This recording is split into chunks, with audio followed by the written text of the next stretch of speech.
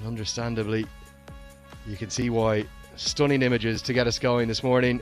And we're all set for game number 11 here at the Fancy Akara Pro Club Championships at the Uttar Pradesh 11 versus the Nepal Army.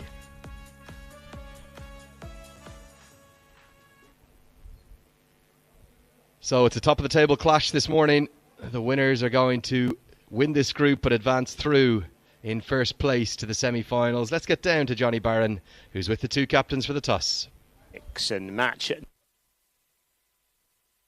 Thanks, Andrew. Well, it's day number 6 and match number 11 of the Fancy Akara Pro Club Championship here in Borough. And what a tournament we've had so far. But this is the big one, the big clash of the two heavyweights in Group B, both of which are on 4 points. And of course, they are the UP11 and also the Nepal Army Club, who are both basically fighting to be winners of this group. I'm delighted to be joined by the match referee Satyr Gitsaka, who's away to my right-hand side, and the two captains, Binod Bandari of the Nepal Army Club, and also Sahim Hassan of the UP11. He's got the coin and he'll do the toss.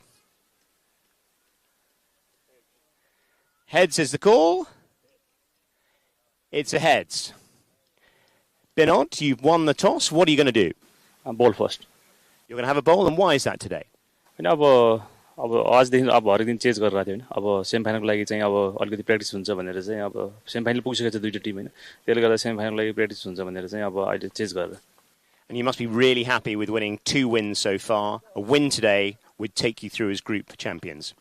अब group टप भएर चाहिँ जाने मन हो हैन खासमा चाहिँ अब हेरौँ त्यसपछि अब सेमिफाइनल पुगिसकेको छ हैन त्यसले गर्दा चाहिँ धेरै सोच्नु पर्ने जस्तो लाग्दैन मलाई हैन अनि त्यसले गर्दा चाहिँ अब सबै प्लेयरलाई चान्स दिइरहेछ आज चाहिँ. Thank you, Binod. And any changes to your team? 2 changes. Bikram Sob र सोमपाललाई रेस्ट दिएर चाहिँ अनि आकाश र जितेन्द्र मुखिया खेल्दैछ. Thank you, Binod. Thank you very much indeed. And now I'll speak to the captain of the UP11. Sahim, are you happy to be having a bat? Yeah, base batting is good and UP11s and long batting side and score total is 150 is a good wicket. And the Nepal Army Club, a very strong side. This could potentially be the final.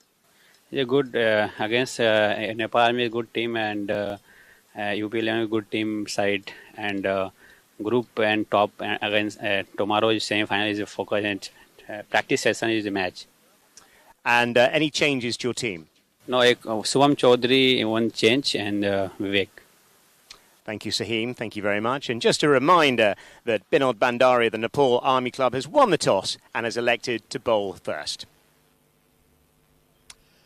Thank you very much, Johnny Barron, looking resplendent this morning, particularly that hair. I wonder what product is in that hair this morning. Standing up like the peaks of Everest. And of course, no surprise to see Binod Bandari win the toss and bowl first. They're learning, these captains, aren't they? You want to chase in very difficult batting conditions, I believe, and restrict your opposition as best as you can. Couple of changes for the Army. Out goes Sampal Kami and Bikram Saab. I think they were going to rest for the semi-final. And in comes Rajesh Palami Magar and Akash Chand. In fact, Jitendra Mukia and Akash Chand. Mukia, of course, who represented so well at the T20 World Cup qualifier there in Oman recently, but couldn't find his way into the Tri-Series squad. And for the Uttar Pradesh 11, just one change. That's Vivek Singh out of the starting 11, and in comes Sunny Singh, his namesake. Two very strong sides. You could make a pretty strong argument they're the two strongest sides in the tournament. In fact, if I remember correctly, in the Andrew Leonard and Johnny Barron power rankings that were speculated upon and published yesterday, I think these were first and second in the rankings. Let's take a look at the pitch and the ground staff going about their work. There's been a lot of talk, hasn't there, about this wicket, and one thing is for certain, these ground staff and volunteers are working very hard indeed. They're here at the crack of dawn every morning with their paint cans and all of their marking equipment. But if we look at the wicket, we're back to the initial wicket on the right hand side of the square as we look from the commentary box, from the pavilion end of the ground. And one thing I think is pretty certain, the wickets have been remarkably consistent. Yes, they have been difficult to bat on and there has been a lot of turn, but there hasn't been any real changes in them, if that makes sense. There hasn't been a huge amount of inconsistent bounce. There has been turn for sure, and there's not a lot of grass on there. Andrew Leonard here to guide you along every piece of the action. I've got Paresh Lahani joining me this morning. Paresh, to me, these look like the two best sides in the group, and there's a reason why they're both through to the semi-finals as we look at the points table. Yeah, good morning, Andrew, and good morning, Nepal, and around the globe. Yeah, look at the points table there. The Group B match, Nepal Army versus Uttar Pradesh 11. Both have almost equal net run rate. And look at the little Q next to the two sides' names. What does that mean? Tony, come on, tell everyone. They've qualified, haven't they, for the semi-finals? Yes, they have actually qualified for the semi-finals, but they are playing for the first place of the group. Spot on. And if you win your group, you get the advantage of playing against the side that finishes second in Group A. So I think both of these sides will be looking to ensure that they take a third win from 3 games, move top of the table. And yeah, you're very welcome along to the coverage this morning. Andrew Leonard here with you. I've got Paresh, Tony Lahani. And Paresh yesterday treated me. He said, Lenny, come with me. I'll show you a little bit of a local expertise. And if you can see there clearly, I got the full treatment, didn't I? Thanks to you and your local knowledge. Yes, you surely did. And I think you slept very well last night. Yeah, he's done the most amazing job, hasn't he, the whole way around. But great credit to the ground staff and the team who have been working so hard. And one of those volunteers was up in the commentary box with us this morning. We said, you look familiar. Did you take a couple of catches on global television yesterday? He said very proudly, yes, I did. That was that ground staff member who took 2 good catches in the deep. And he's been catching a bit better than some of our fielders have been, to be honest, here at the Fantasy Akara Pro Club Championships. Yeah, extremely. I mean, he took it. Let's look at the temperature. It's 29 degrees Celsius, perspiration 6%, wind 13 kilometers per hour, and humidity 67%. You're going to have to talk me through that precipitation number. It doesn't feel like 6% to me. It feels like 0% and about 35 degrees. So I'm not sure who our amateur geologists or not, or what are they called again? Meteorologists are. Certainly it is hot. It's not even 10 a.m. yet. In fact, it's only 5 minutes to, and at this time of the morning for it to be 30 degrees already, it means we're in for another very hot day, and they're stiflingly hot for the players out there. Yeah, it's actually hot. Even we have an AC in the comm box. I don't know how hot it's going to be in the middle. Well, let's hope the action is hot. I think this is going to be the game of the tournament so far. The reason why, in my opinion, these are the best 2 sides. Would you have them ranked number 1 and number 2 in the mix of this competition? Yes, absolutely, Lenny. These 2 sides, Nepal Army and UP 11, they are the best sides of the tournament so far. Let's see who's going to win today. Just taking a look back at my power rankings that we did with Johnny Barron, I think we got one thing right. The THCA of Dhaka, they're bottom, and really maybe the Nepal Police Club should have been in 7th after their tardy performance, although they did only go down to a 1-wicket defeat. They also lost a game by 1 run, so maybe they deserve to be in 6th.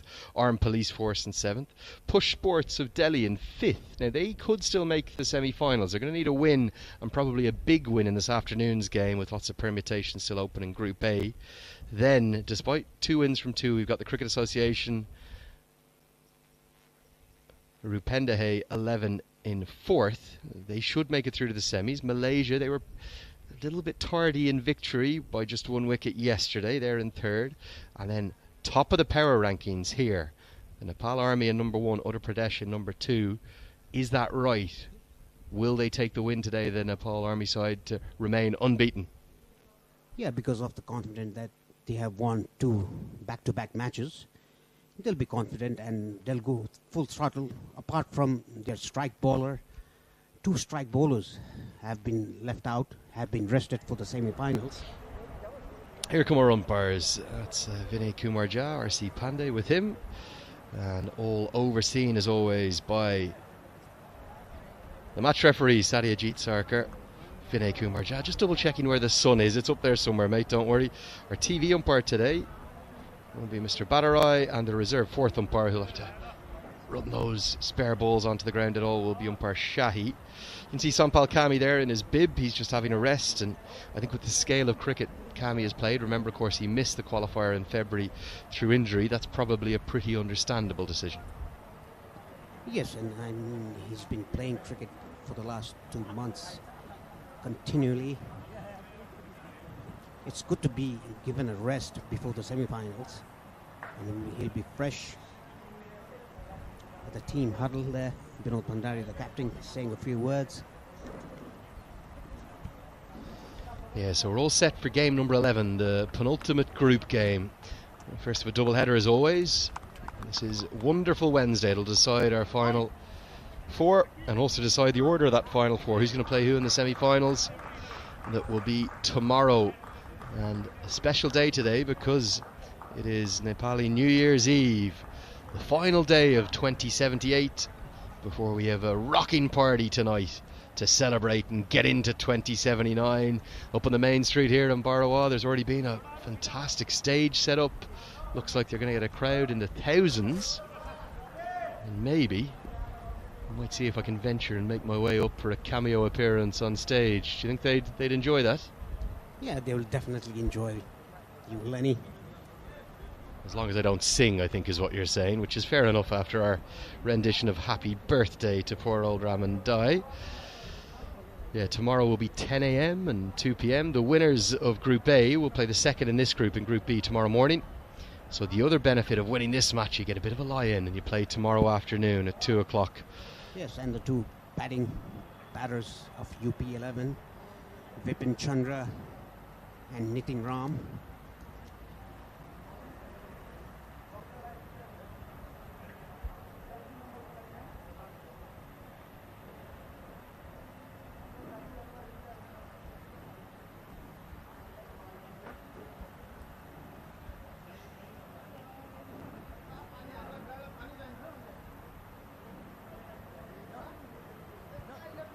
Yes, starting with the left-arm spinner Shahab Alam.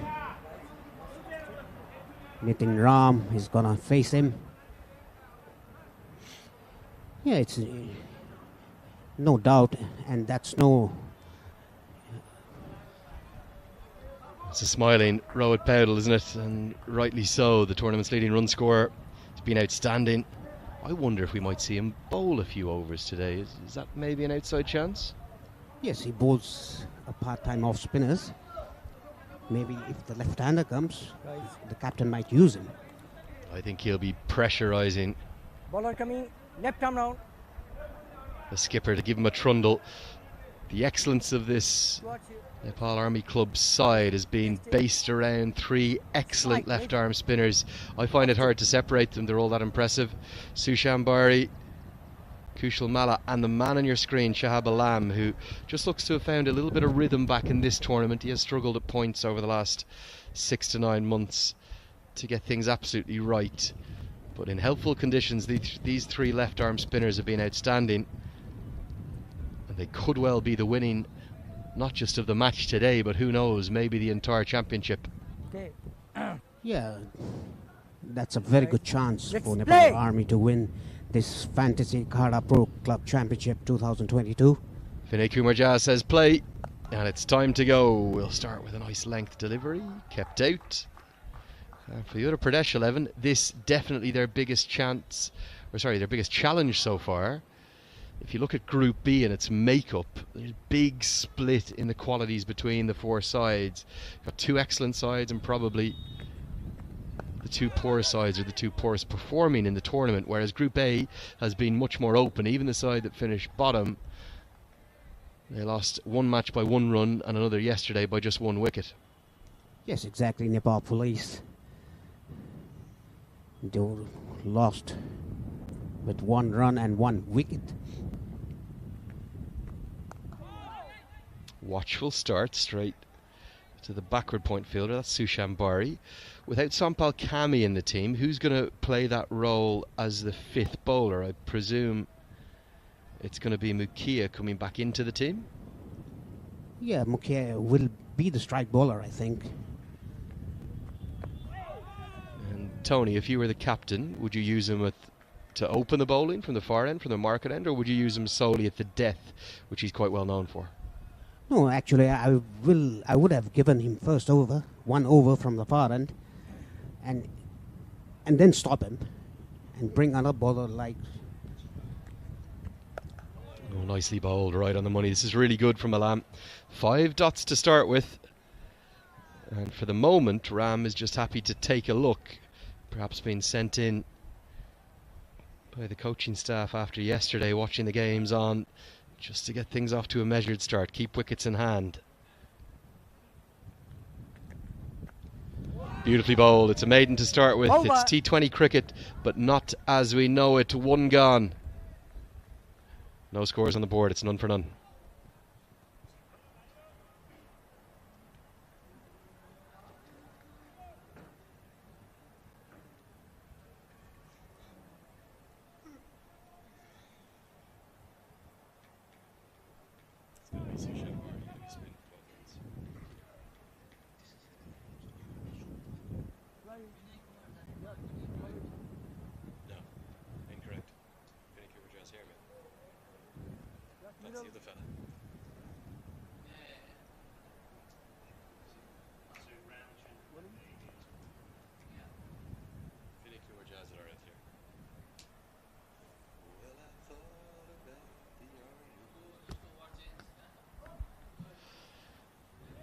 Game day 6 here, 6 of 9.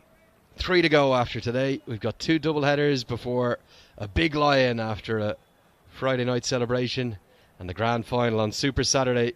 There'll be a massive crowd in, and who knows, the home side could be in that grand final. Spin for both ends to start with. Sushambari starts right on the money, but he's just squeezed away behind backward point where Shah Alam does the fielding. They look to me, Paresh, like a side who knows all of their game plans. They're very well led by Binod Bandari. They've got all their fielders in their key positions. Rohit Powdell's there at cover. Always have a left-hander at backward point to help close off those angles. They just look like a well-oiled machine, which is quite the opposite of what the Nepal Police Club looked like in this tournament. Yes, exactly, and even Armed Police Force, they look very vulnerable in this tournament. Well, Bandari has done his homework.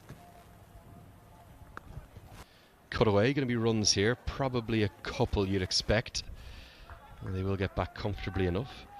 See the running between the wickets there in the bottom left. Another new feature added by the AP1 HD crew. I don't think they sleep. They're working harder and harder. Have to make sure not to burn out. We've still got 3 days to go, guys. Stay with us. You're doing an amazing job. Yes, they have AP1 HD. Quick signal taken. Very good running there. Yeah, it's good running. Good soft hands from Ram. Just gets that down to get off the mark. In fact, sorry, he's just picked up his 3rd run. 4 to the total now. How much of those difficulties for the Armed Police Force and the Nepal Police Club, compared and in contrast to the Nepal Army side, do you put down to the captaincy? Binod Bandari's been excellent as a captain, and potentially the other 2 captains just struggled a bit. Yeah, I mean, Manjeet Shrestha and Pradeep Airi, the captain of Armed Police Force and Nepal Police, they have been cut out from the tournament. I mean, the captaincy, looking at the captaincy, looking at the fielding, looking at the batting, looking at the worst. I mean, a wrong selection of shots, their bowling. Sweep shot, a really good diving stop, and who else would it be? Kushal Malla. He's a gun in the field. It's not just his lack of runs that are causing concern. Remember how good a fielder he is, how brilliant a bowler he is. Keep faith with him. He brings you value even when he's not scoring runs. That was beautiful done by Kushal Malla. 2 gone, 5 for not.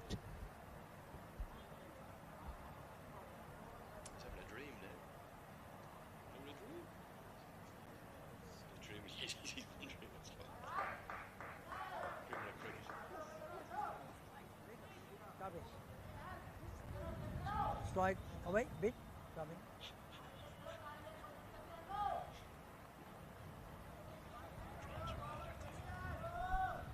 So it's an old trial by spin to get things going. The left arm spinners are going to continue in tandem. That one's too short though. It's a poor delivery and rightly put away. So we keep saying, Paresh, if you just bat and don't give wickets away, the bad balls are still punishable. That's a perfect example. It was dragged down. Yes, it still turned in the surface. Simple hit into the leg side for 4. Yeah, I think they have come with a plan, the two batters. Just play late for good balls and take a single. If there's a bad ball, just go for it.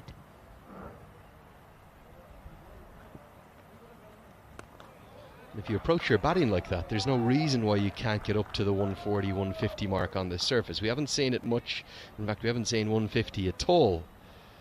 But surely, if you approach your batting correctly, you use the strategies and the techniques that Rohit Paudel has employed, there is a method to get totals on the board. I just think a lot of the issues in the lower scores we've seen has been down to poor batting and poor approaches. Yes, exactly. And you can see that last ball. They've just played with a soft hand and taken a single. The ball was straight to the fielder. I think they have a plan here. The approach is good. The intent is also good from the UP 11 batsman. Nicely bowled. Beats him outside the off stump. Just playing away from his body that time. No foot movement. Yeah, and looked like a very lazy shot. A casual shot, I must say.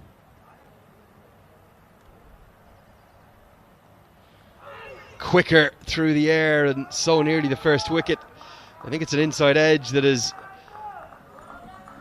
just squirted away to Binod Bandari's left. Maybe only missed leg stump by a matter of inches, and it's the first boundary for that batter. Lenny, to be honest, I saw that the ball hit the stump, but it didn't. The inside edge rolled down to the fine leg boundary for 4 runs. The batsman lucky and the bowler unlucky.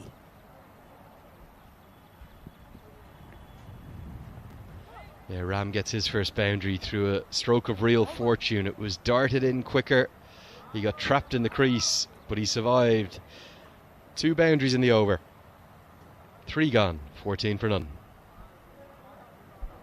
At the completion of the third over, total score is 14 for overs.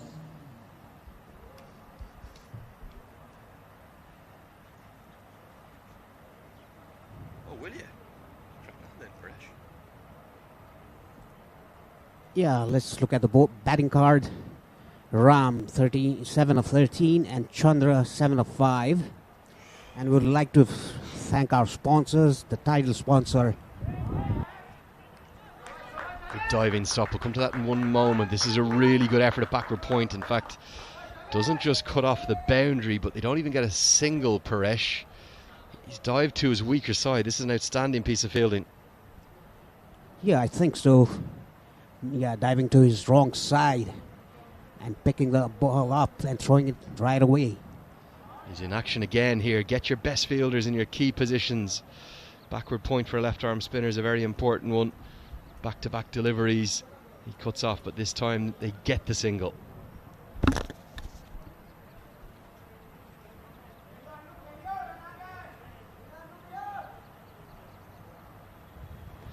Down the track. Big straight blade shown, and he's got enough of it to take on the long off fielder and get it over his head. That's good power, good technique, and good nerve held. The first maximum of game number 11. Yeah, that was beautiful hit. Look at that full face of the bat shown to the bowler, and it was out away from the rope and even the advertising hoarding for a maximum. Yeah, well over the head of Harry Bahadur Chauhan out at long off. It was the arm ball attempted by Sushan Bari. This time he goes with the off break and it's bunted down the ground. Going to be work for Chauhan to do. He'll be able to cut it off but won't be able to stop the second. This is an impressive start again. Oh, there's going to be buzzers here surely. 6 runs to the total. The biggest cheer I've heard from any bench. You've got to love buzzers. You have to love overthrows. There was real anger in that from Sushan Bari, having been smashed down the ground for 6. It's back-to-back 6s, not in the way we'd imagine. One of them's come from a maximum. The second's come from 2 down the ground. And these comical, hilarious 4 overthrows, all thanks to Sushan Bari losing his temper. Yeah, I think Sushan Bhari should have come behind the stumps to cover. Oh, that's terrible. He wasn't just home, he was past the stumps and almost jeers from the sideline. This was a very, very poor piece of cricket. He's thrown it 4 or 5 yards wide of Binod Bandari. This could be a chance. It's going to fall agonisingly out of reach. Brilliant fielding by Shahab Alam and well flicked onto the stumps by Binod Bandari. And Vinay Kumar Jazz just going to double check. He's going to go upstairs. Feels to me like the batter's home here though. Yeah, I think so. The batters doesn't seem very in a tense mood. He's very relaxed. Yeah, that was a very bad throw by Bari, giving away 4 extra runs.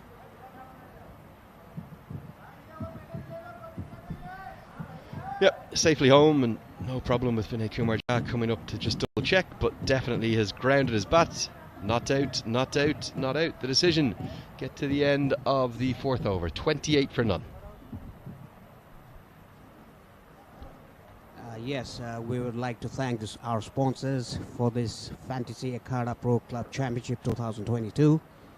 Title sponsor Fantasy Akara, co-sponsor Dafa News, payment partner AVR Pay, internet partner Vianet, airlines partner Yeti Airlines, and it's live on AP1 HD and streaming on VU Sport all around the globe. You are watching live from here in Barawa. Live and feel every moment of this Fantasy Akara Pro Club Championships. It's the inaugural one, and we're seeing the best 2 teams in the tournament, that's without doubt. For my money, they could end up going on to meet again in the final, remember that. Because the first in this group, whoever wins today's game, will go on to play the second in the other group, and vice versa. First in Group A will then play second, the losers of today's game, in Group B. Easily, quite easily, we could see these 2 sides rematch in the final. For the first time in the tournament, we're going to see Jitendra Mukhia, who had a rest in the first 2 games, the opening bowler from Nepal, who found his way back into the international side. Predominantly, I think, really due to those injuries to Sampal Kami and Karen KC, and a very good Everest Premier League season in 2021. He's always smiling. He's got a lovely slinging action. He's a very fine bowler. Yeah, like I said, the second over should have been given to Mukhia. Oh, he's causing problems immediately. This one's come off the toe of the bat, and you have to remember the Uttar Pradesh 11. They'll have been doing their analysis on the first 2 games. They won't have seen Mukhia yet in this tournament, so maybe just a bit of a surprise package has been rolled out by the Nepal Army Club. Yeah, that could have been the case as well.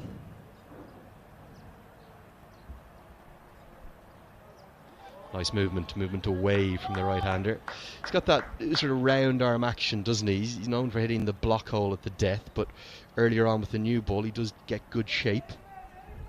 Yes, Mukhia, from the start, when I've seen him, his round arm action and the wrist position, facing towards third man, slips and third man, is a definitely natural outswinger.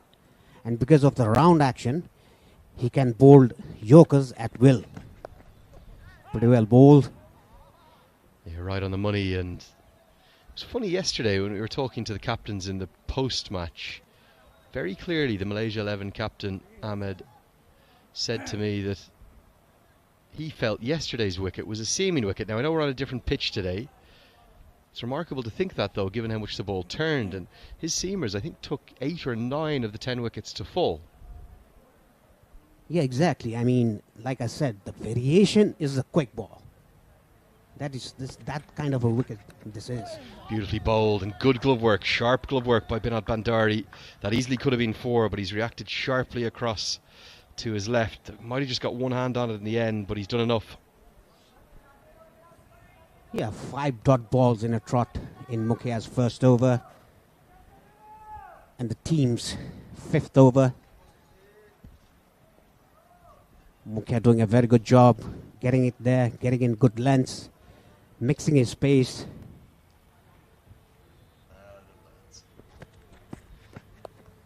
Yeah, really good start this from Mukia. He's building up the pressure. Building up the pressure. A good dive-in stop. I'm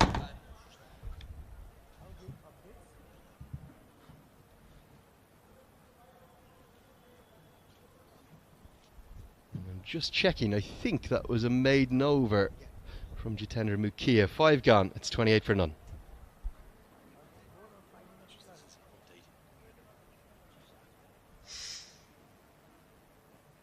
Steady, Paresh.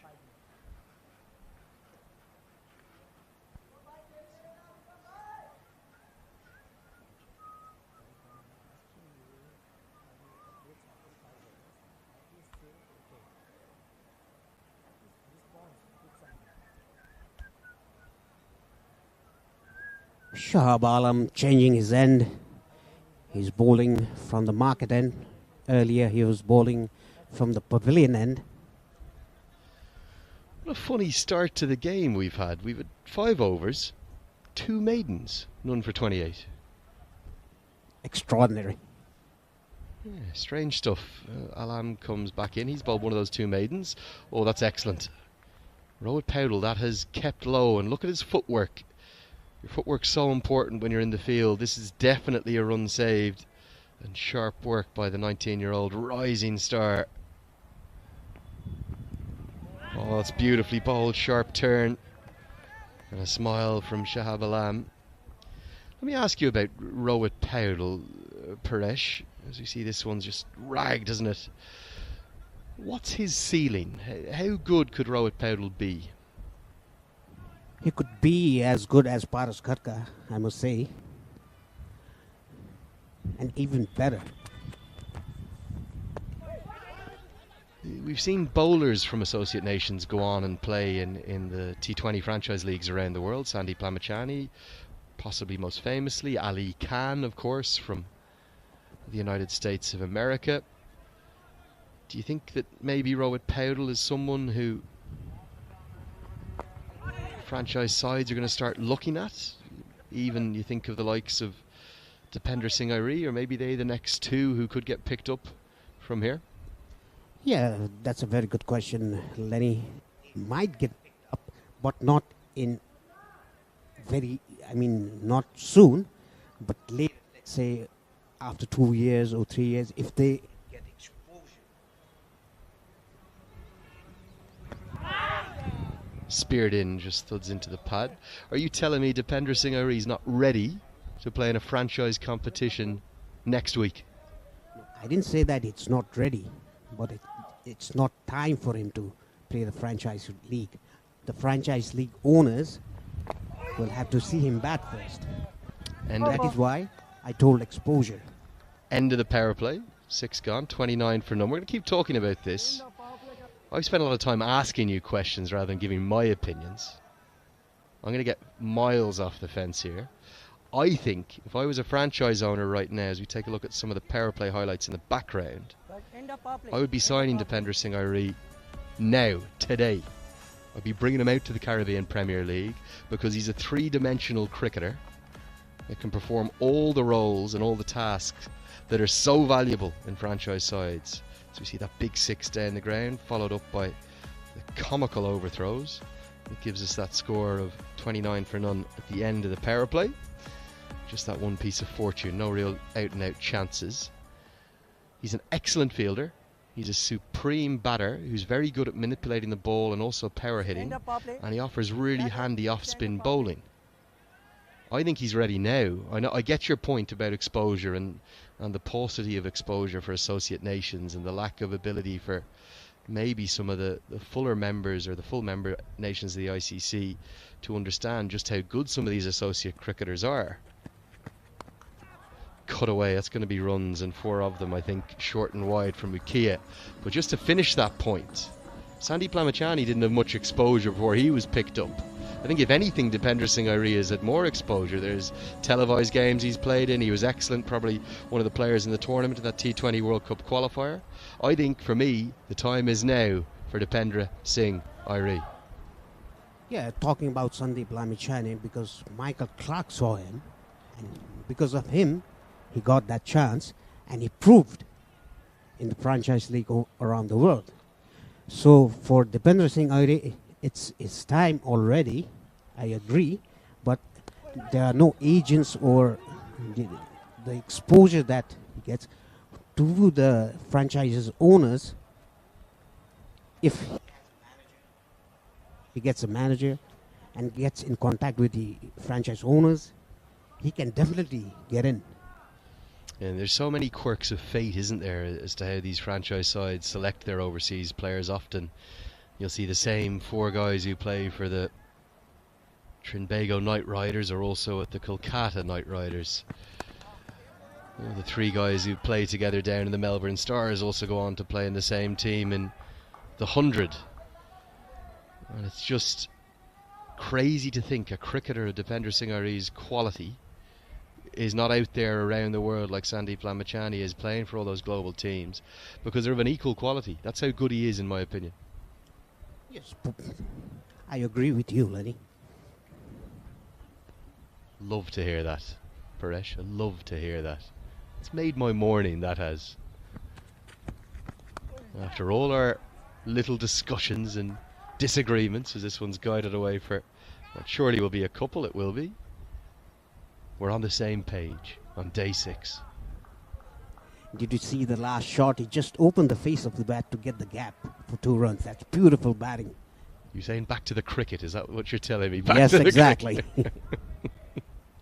Fair enough, I yield to my colleague here, the great former Nepali international, Paresh Tony Lahani, who's been with us throughout every ball of this Fantasy Akara Pro Club Championships. We've loved hearing all of his thoughts, and that is a beauty.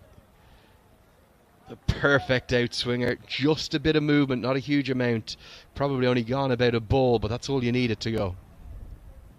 He got a maiden in his first over, and he's given 8 runs already in his second over.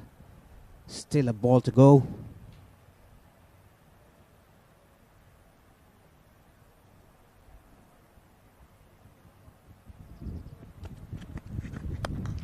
Driven very pleasingly. There's protection out there, but it's gone to his right. Excellent as always from Kushal Malla in the field. 2 more runs saved. It'll get us to the end of the 7th. We'll have a commentary change. We'll bid farewell to Tony for the moment. 7 gone. It's 39 for none.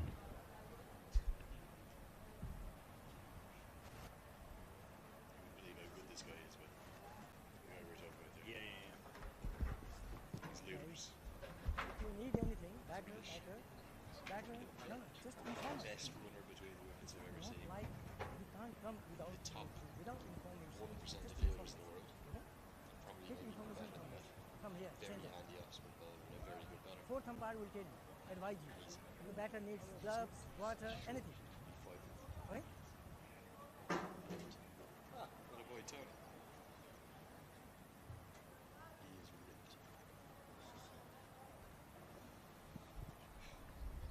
So questions being asked of the Nepal Army side, who won the toss, elected to bowl this morning, and they've been greeted and welcomed by an excellent opening partnership.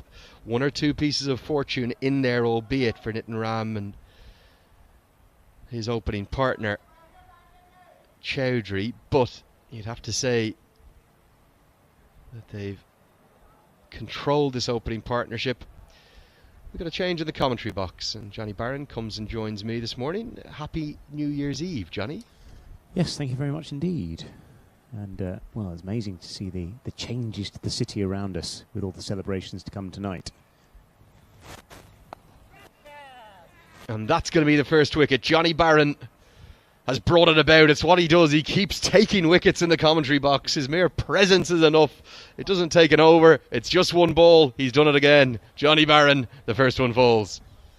It's not the greatest of shots, is it, Andrew? It has to be said, just to push off the back foot, but it doesn't clear the man. Yes, Powdell. He's been a bit of a star in this tournament thus far. Hasn't even been out taking the catch. And, well, disappointment for Nitin Ram. Promised so much, but he'll be disappointed that he's gone for 21. 39 for 1.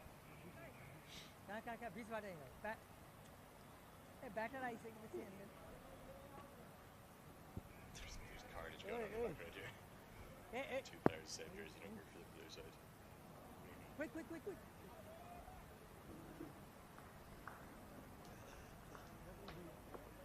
Run.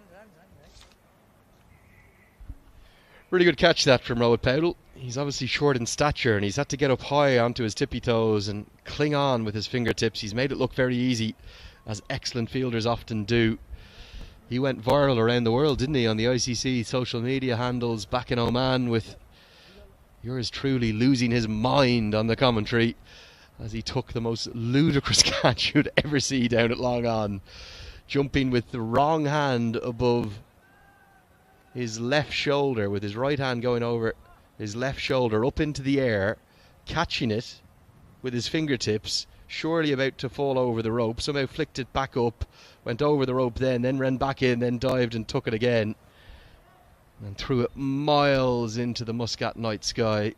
Another excellent fielder himself, and Dipender Singh Airi probably the best two here in this whole country. Sushant Bari is going to have a left-hander to bowl to as the new man to the crease comes in, Sunny Singh, who's back into the team today. Yeah, just one change. Vivek Singh, the man to miss out. Sunny Singh coming into the side.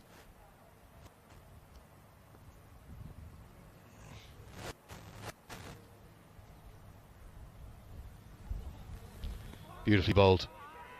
Right on the money, and Binod Bandari is more than a little interested here. He didn't whip the bails off immediately. It's almost like he was watching the back foot. And then he whipped him off on a flash, and he went straight to umpire Vinay Kumar Jha, and he said, "How's that one?" And Kumar Jha rightly has gone upstairs. This could be close. Well, it could. Binod Bandari likes this, doesn't he? He really does. Nice bit of timing, and has the timing dealt him the potential of a wicket? We'll have to wait and see here. So push forward. Where's that? Ooh, that is tight. He waits. Let's have a quick here. He hasn't taken it yet, has he? He hasn't taken the stumps yet. No, he feigned it, didn't he? Yeah. And this is excellent keeping. He's watching that line, and on the reverse has that back foot flex. So not there. That's irrelevant. In fact, if he maybe a second longer, that might have been the play. I'm very glad not a third umpire. This is very tight. But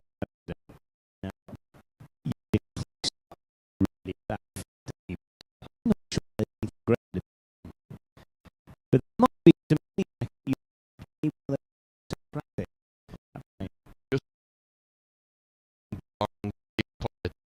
the batter.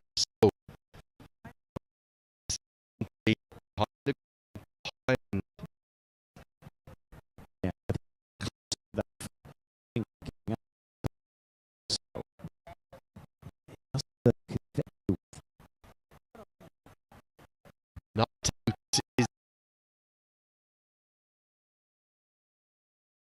the line. It was very close indeed, and not a decision I'm going to question at all, because it was that close. You talk about fine margins in cricket. Take your fingers even closer together. That's how close this was. Yeah, it was indeed. Just looking again on this replay, it's one of those that if you had that micro vision at the foot, you might have been able to determine whether he was in or out, but it was mighty, mighty close. But I tell you what it was a magnificent bit of wicket keeping, because the timing was absolutely superb.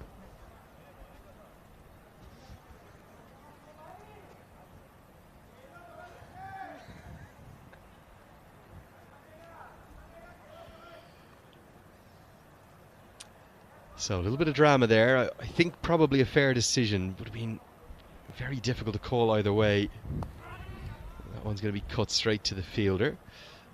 These are our top two sides in the power rankings. I think the only things we were certain of was the sides that were ranked 7th and 8th and the sides that were ranked 1st and 2nd. Ironically, they both belong to the same group in Group B. Which of the two, though, Johnny, for you have been the more impressive, including this little passage of play today? Which of the two are more likely to go on to win the competition? Well, I must admit, through the course of this game, or through the course of this series, so I've thought the Nepal Army Club have been very, very impressive, because they've won the game from being out front, haven't they, early? And they've done it without any great alarms, it has to be said. Hit into the offside and a really good diving effort. They were going to get through for the single anyway. Loving this innovation of the little picture-in-picture with the running between the wickets. Great work by our AP1 HD team. 8 overs gone. Score 42 for 1.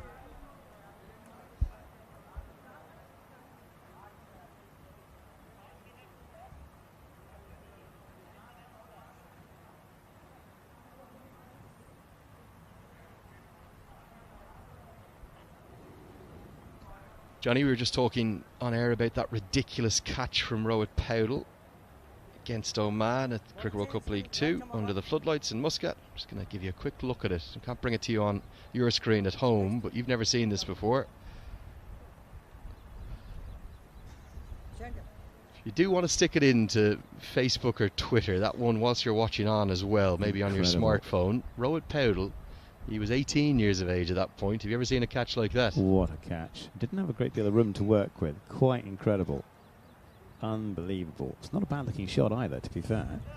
Jatinder Singh at that point was on 107, Johnny. I think it was the only way to get him out. Yeah, just I mean, look at that. That's absolutely incredible. The take on the one hand, but the acrobatics on the edge of the line, absolutely superb. Hugely impressive young cricketer from absolutely every angle.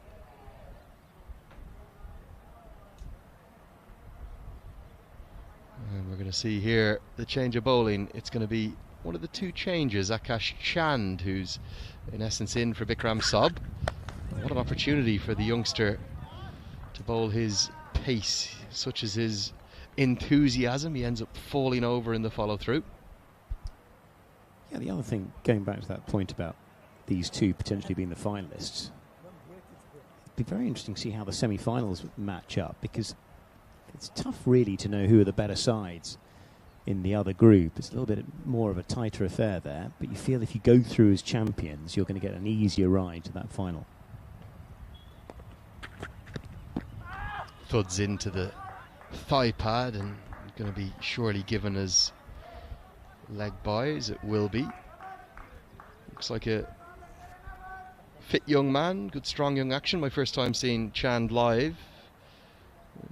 Good tall strong action. He's got good role models in his team to look up to as well, of course. Bikram Saab, you won't get a more consistent fast bowler across domestic cricket in recent times. He's been rewarded with international honours, of course, recently.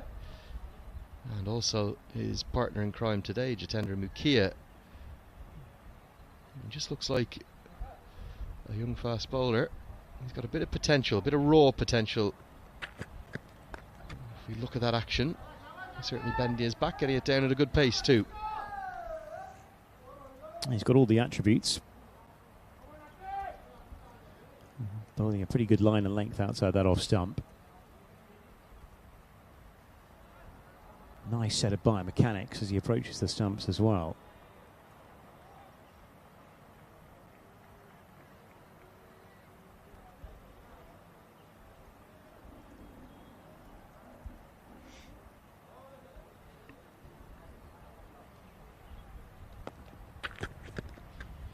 Nicely bowled, bit of a change of pace this time, maybe just sticking in the surface. After a lovely opening salvo to this innings with the two openers looking really nice, things just being checked back a bit here now by the Nepal Army side. Yeah, this is often the heart of the game, isn't it? These middle overs after the power play, a bit more protection that the Nepal Army side have in terms of where they position their field. 5 allowed outside of the circle.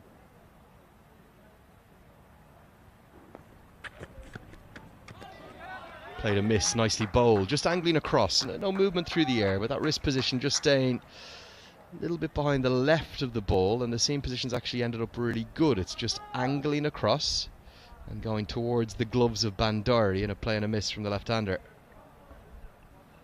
Yeah, I think he just held it back a fraction as well. Just a very subtle change down in pace.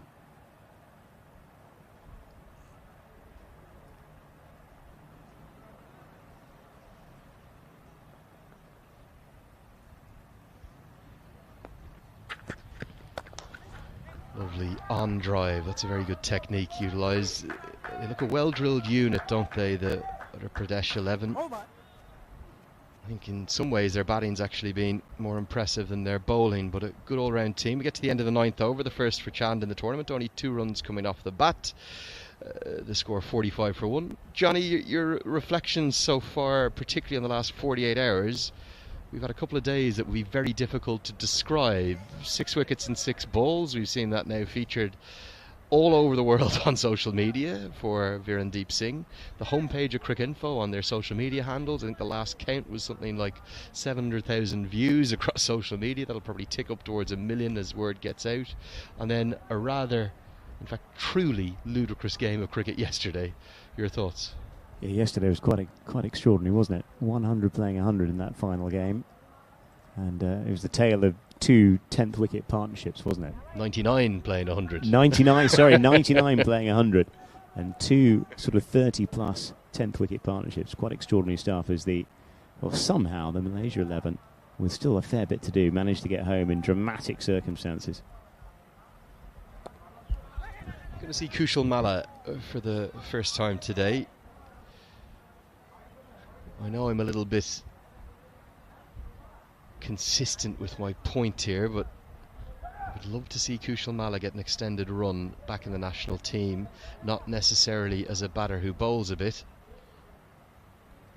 but as the foremost left-arm spinner in the team, and his batting then comes as a bonus. We've already spoken about his fielding, how good that is. He's a talented young cricketer. Yeah, he is, absolutely. And again, it's an opportunity for these young players. Half a shout for LBW there. Pulled away, there's protection out there, so should just be a single. Good fielding again. They've looked well drilled, the Army. Pardon the pun. Yes, sir. I mean, to be fair, with Binon Bandari at the helm, you're going to keep your wits about you. I don't think he takes many prisoners. Fantastic, combative wicket-keeper batsman, marshalling his troops on all occasions. The pun there, marshalling the troops in the Army. Oh, good stop again. They've been excellent in the field. They really have. I think it's Sushant Bari. He's got just the one hand out to save maybe not just 1 run, but maybe save 4. Yeah, it's a fantastic bit of fielding here, isn't it? Because it's not easy there. Great stuff. Sherbalam. It's causing problems, isn't he, Malla? Another thing we don't talk about often in terms of fielding, it's not just the actual physical act of fielding the ball and stopping it, it's the anticipation and knowing your angles.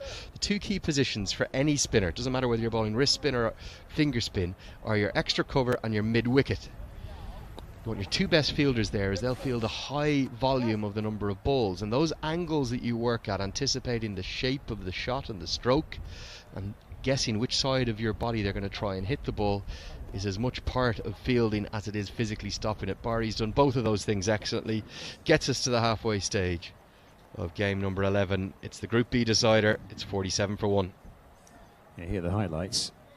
And that again, just emphasising the point of the quality fielding we've seen through the course of this power play and first 10 overs so far. Oh, that was very lucky. It's running away between the stumps. That was a nice looking shot down the ground. That was the 51st 6. And there are the buzzers. About the only point of ill discipline we've really seen from the Army side. Swung away on the onside, and yeah, this was a nice bit of work from Bandari, but he was home. A sweep round the corner as well. The mark of this effort by the UP11 actually has been fairly disciplined. They've been prepared actually to bide their time. They've still got 9 wickets in hand, and that's the key factor going into these final 10 overs. And there's the catch. Powdell making absolutely no mistake there at short extra cover. Not the biggest lad in the side, so had to make a bit of ground there. And there is the stumping as well. Well, the almost stumping, shall we say, wasn't given out on that occasion. A minor shout for LBW.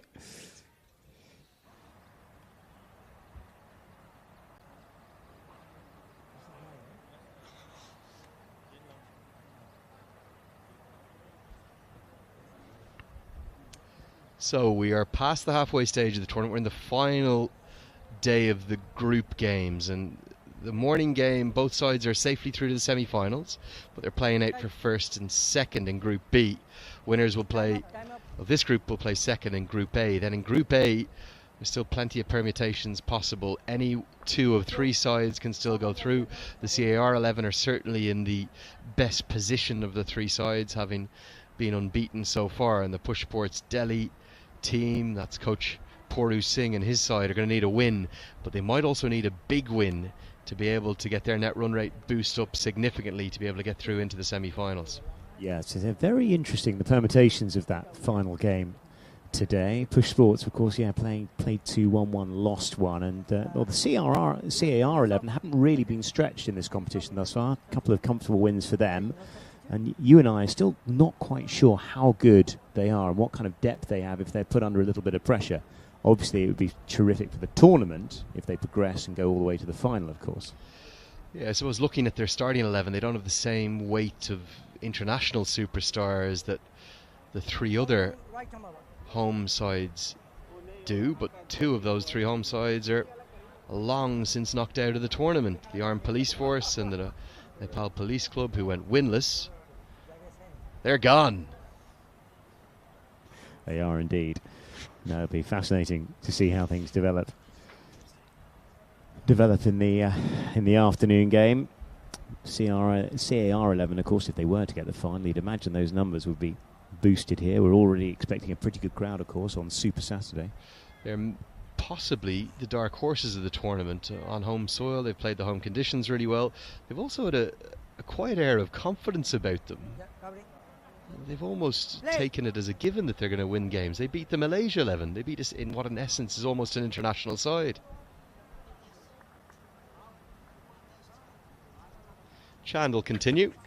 After a good first over, he starts with a loose delivery down the leg side, which nearly goes for 4.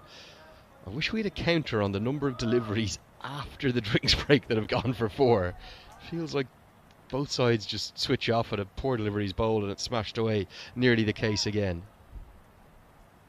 Yes, very lucky. Yeah, Regali it was actually going back to that game who won that first match against the Malaysia 11 with a 6 down the ground with 4 balls to spare.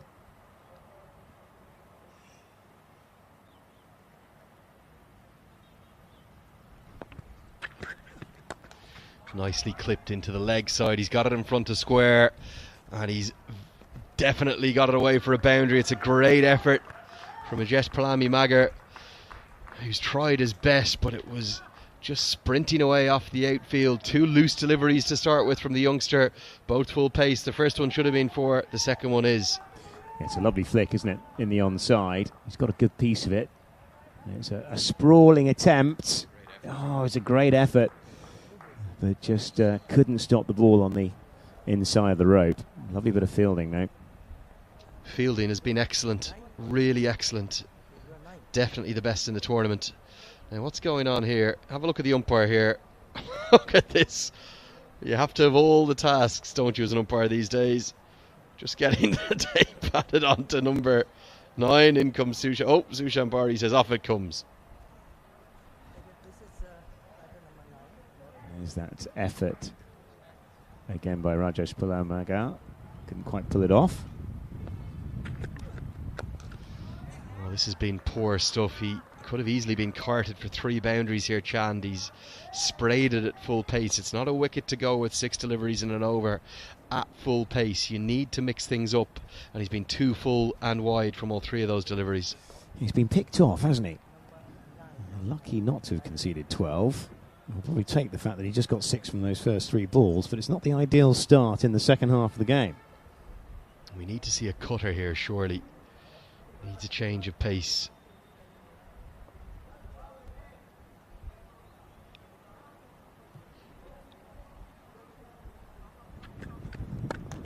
Driven down the ground, it'll just be a single. The target they'll be looking for from here, surely north of 120 at least. Yes, you think 120 would take a bit of going. That's 66 in the final 10 overs. You'd love to be up and about 130 and Most sides have struggled in that region, haven't they? Anyway, anything above 130. 139, of course, I think still the highest score of the tournament from the Nepal Army Club.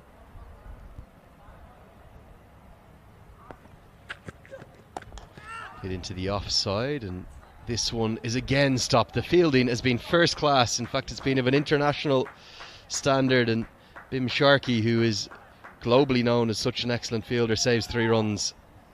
Well, that's a terrific effort, wasn't he? Dive running away to his right-hand side. Look at this, because he's got an awful lot of work to do. And it's a dive with his right hand, and terrific stuff. And it's a good pick up and throw as well. Lovely bit of fielding. Yeah, first class stuff. Great to see some excellent efforts in the field, given some of the stuff we've been served up in the group stages. More runs coming, and this, being frank, has been a pour over from Chand. He's gone full pace with all 6 deliveries. It could have easily gone for 18 or 20. Instead, it's gone for 12, and they're off to a bit of a flyer after the drinks break. The Well, UP it 11. is, and it's length that is the problem here, and the fact actually there's no variations either. He's been bowled at sort of medium pace throughout, and he's just stuck it in the slot, and he's been swung away.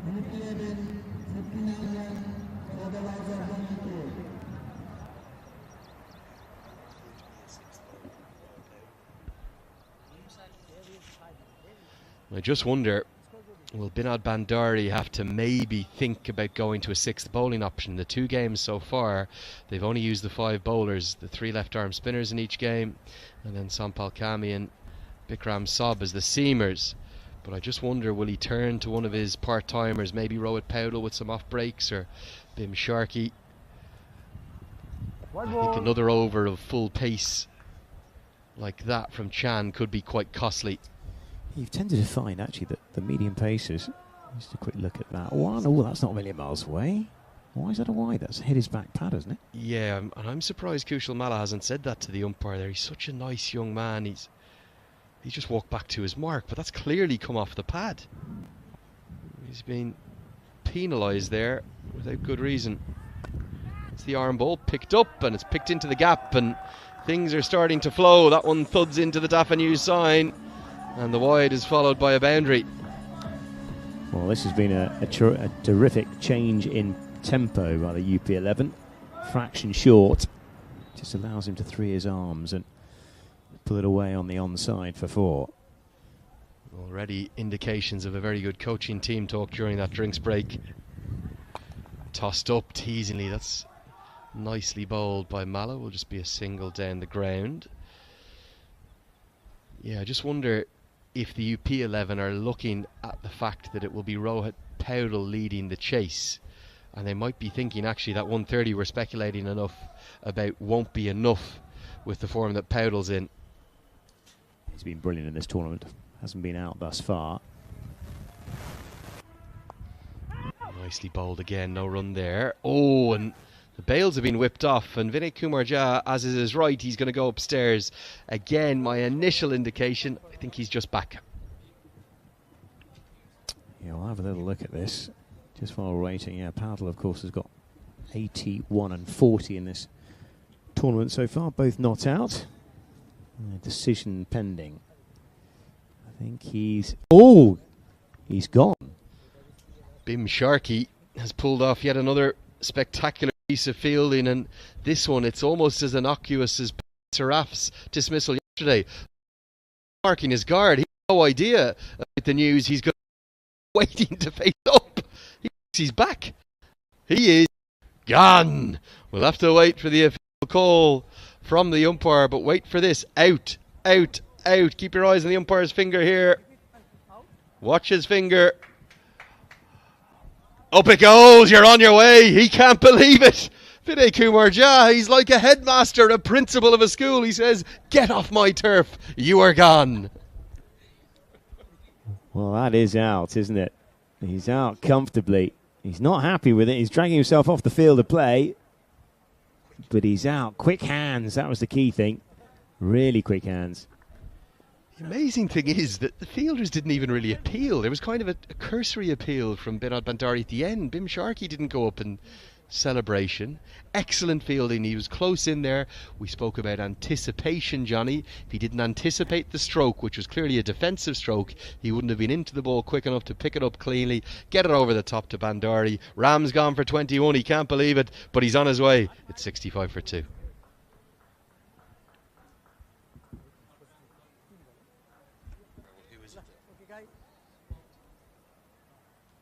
They're all over the place with the shirts. We've had Ram at the bottom of the screen, that's why I said it.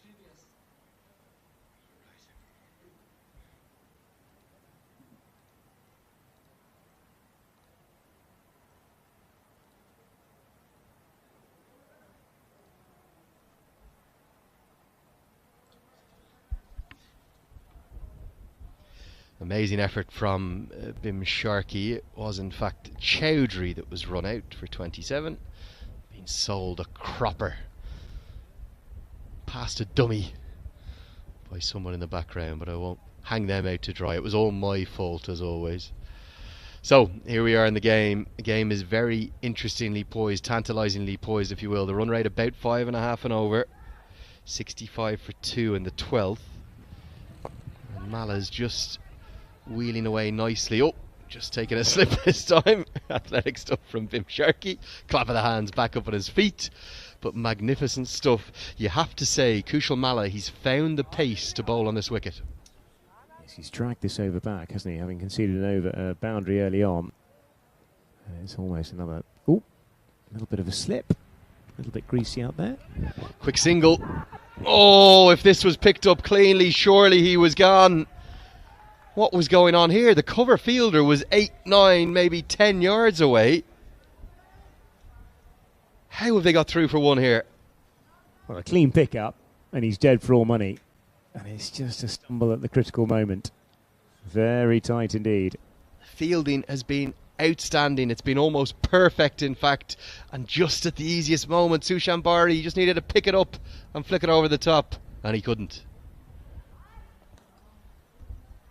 Look at the pace Mala's bowled. He's probably bowled slower than any spinner, and he's proved as hard to hit as anyone. It's going to get us to the end of that over.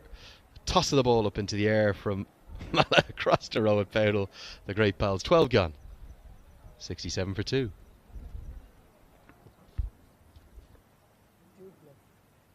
Just looking at these bowling figures by Nepal Army.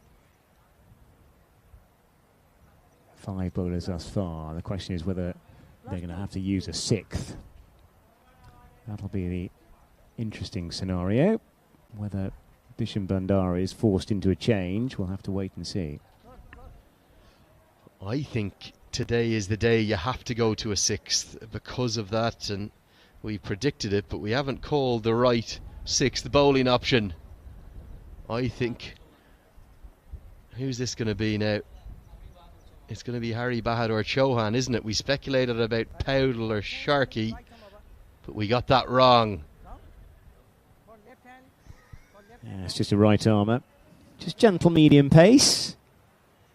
And I think UP11 would be looking at this as an opportunity to continue the momentum of the last couple of overs. But I think Chauhan will mainly bowl cutters here. Keep your eyes on him. I think what Binod Bandari will say is when we've gone pace on with Chand, it's been dispatched. That over easily could have gone for 16, 18, 20 runs. It went for 12. And he's going to say, give them nothing to work with. Take all the pace off the ball, particularly to the left-hander. Bowl your off cutters so you get the ball going away from his hitting range. We're going to go full pace to start with, but it just dies in the pitch. Yeah, it's just hitting the length just outside the left armer's off stump. It doesn't want to be too straight, even though there's a little bit of protection at mid-wicket. Wants to get it away from, or hide it away from the outside of, or the offside of that left-hander's eye line. Reverse hit attempted. Bandari can't collect cleanly, and this is what I think this lack of pace will do to the batters. It will force them into some attempted innovation, and Bandari won't mind the shot. Absolutely. Especially as you've got a bit of cover back there, because you've got third man back on the circle. So it's not a massive percentage shot, the old reverse lap. Bandari took the one ball standing back, then he saw the pace Chauhan was bowling at. And he said, right, I'll come up to the stump so I can take that. This one, there is a bit of variable bounce. One is kept low at the start of the over. This one's gone through the top and come up around the shoulder height of Bandari. You find sometimes, actually, the quicker men just skid the ball through, but those who bowl a sort of heavy length, they're not as quick, tend to get a bit of bounce. Oh, this is excellent. That was the off-cutter. That's the one that I thought he would predominantly go with, and right now there's big pressure building up on the left-hander, Sunny Singh. 4 consecutive dots. Yes, length is the key here. Just having a little look at the footmarks there. Don't think there's any major problem. Good over this. Really handy. Another off-cutter will be carted down the ground. We've done the power rankings in terms... Oh, they're going to run a second here.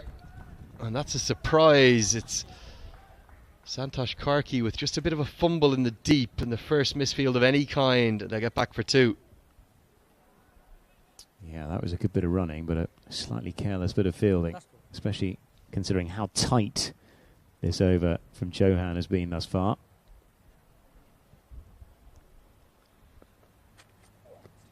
Another off-cutter picked up by the batter in terms of what delivery it was, but he couldn't get it away. 2 runs from the over. It's exactly what you want from your 6th bowler. And at the end of the 13th, the score 69 for 2. Things just being wrested back by the Nepal Army side. Johnny, we've spoken about the power rankings in terms of the playing abilities of the teams. What about the power rankings of the kits, the playing kits? What's your favourite one out there you've seen? I like the kind of men with no name. You know, the kind of, you know, the army side look a bit of a special forces feel about it. You know, anonymity is key. Just sort of sliding through the tournament unnoticed in their grey. What about that Malaysian 11, the multicoloured number, the red and blue?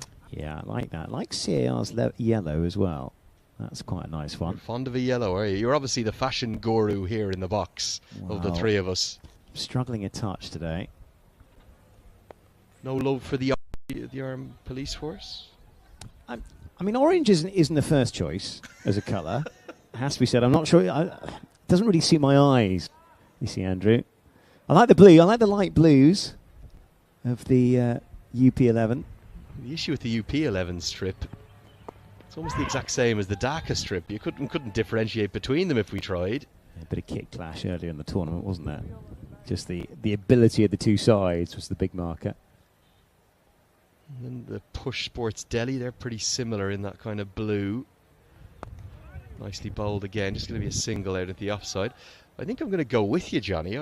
I think the number 1 pick is the men with no name. That sort of camouflage grey and the lovely contrast between the dark bottoms with the grey shirt and then the black playing cap. But crucially, when you've got the pink Under Armours on, like Binod Bandari does, that turns into a very fetching number.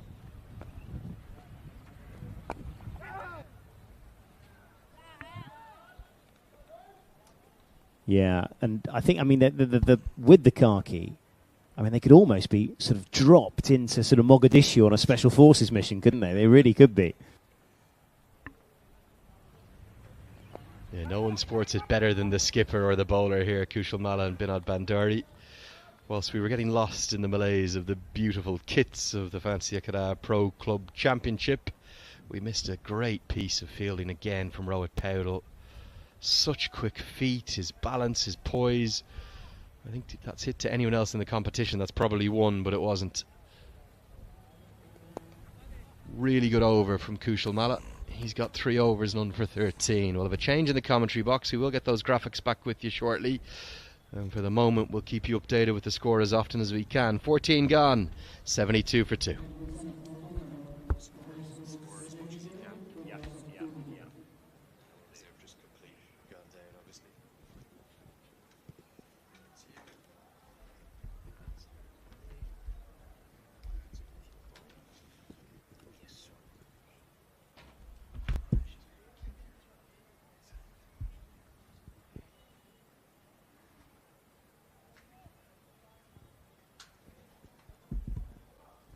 Bowler coming over the wicket to you. Next take. Covering. Yes, Paresh. Tony Lahani is back alongside me for the final knockings of this innings.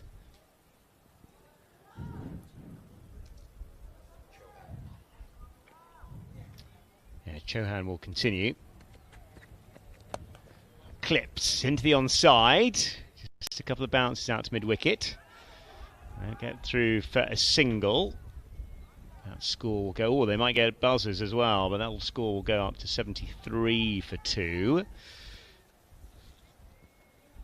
And Paresh, while we're talking about kits, what's your favourite? I like the black trousers that Army are playing with. Coming round to you.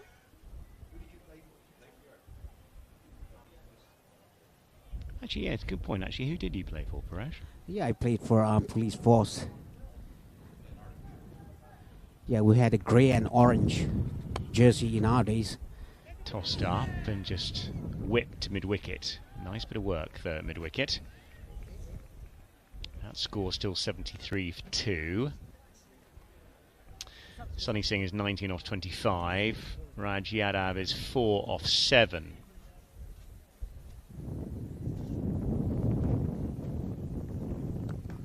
Oh, punched down the ground off the back foot.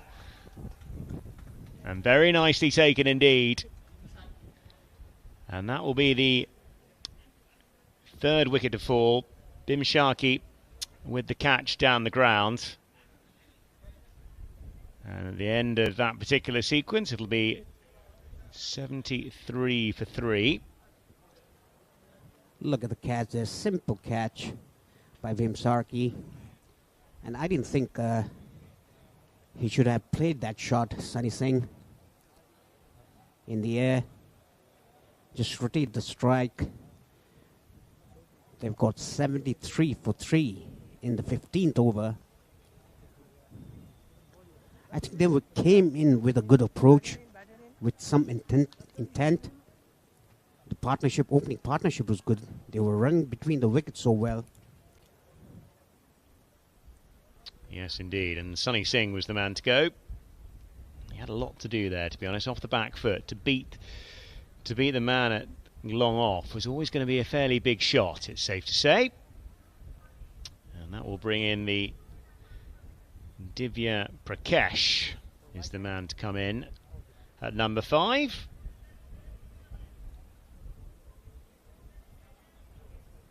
You can see Sompal Kami always energetic, even being the 12th man. He's energetic.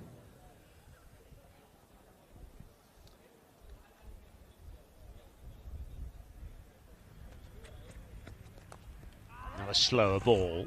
That was the off-cutter. Chauhan's going quite nicely here because he's been a bit of an afterthought as a bowler. The 6th bowler in the piece, and he's picked up a couple so far, Paresh. Nice impact for him. Always handy when those kind of captaincy decisions by Binod Bandari come off like that. Yeah, indeed. I mean, he's not a part-time bowler, Hari Chauhan. He's a bowling all-rounder. Well, he's doing a good job for his side and his skipper. Full toss outside the off stump. Got a man out there at deep extra cover. Rajesh Pulami, the fielder there, stops it, just restricts it for a single.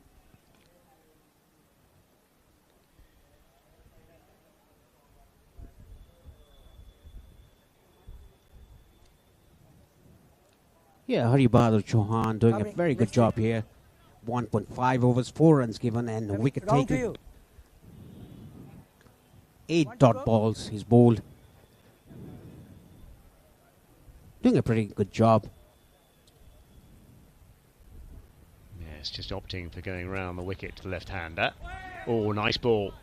Again, the off-cutter, which is perfect, left-hander, just nipping away. Another dot, another very good over. It has to be said. And at the end of the over, we've got 15 gone. It's 74 for 3. Well, Johnny, what do you fancy will be the total of UP 11? Well, just looking at that, just looking at the wickets again. Well, with 5 overs to go, 50 from here would be a big ask, you feel, even with seven wickets left, and the attack that the Army Club have. That would take them up to 124. That's probably the best they can hope for here.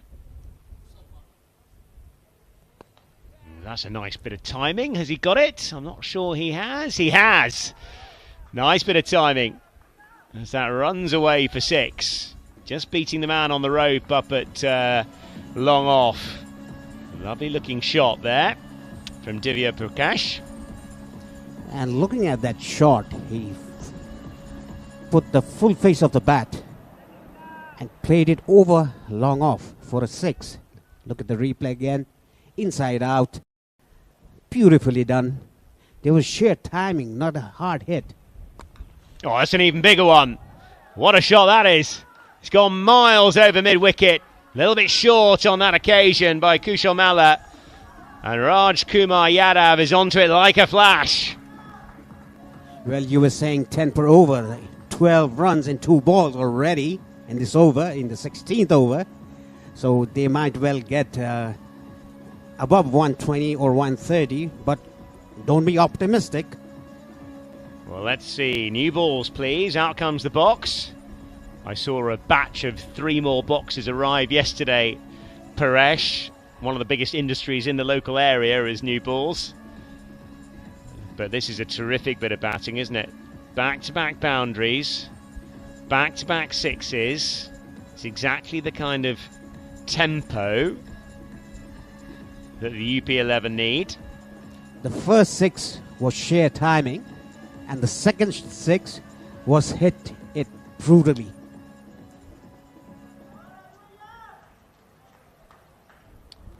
Yeah, Raj Kumar Yadav is going very nicely so far. The score is 86 for 3. He's on 17 off 11 balls. 2 6s in that piece. And where does Kushal Malla go again?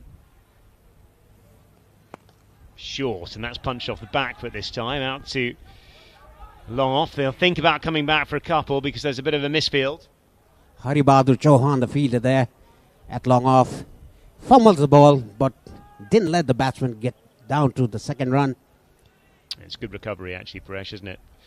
Because there was potential of a couple there. Again, the batters, they are plunking the bat in rather than dragging the bat to the crease. 87 for 3. And Divya Prakash will be the man on strike now.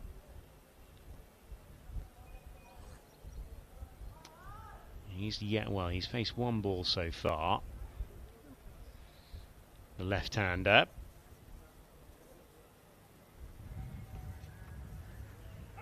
Oh, shout for LBW, but I think that's hit him just outside the line.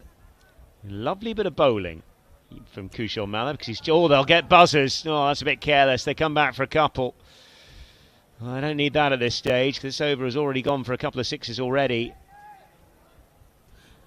That was not a very good effort by Kushal Malla. A bit high, I must say. And look at Kushal Malla. Really sloppy because he's got to get back behind the stumps. That's your first objective as a bowler. The responsibility's not done.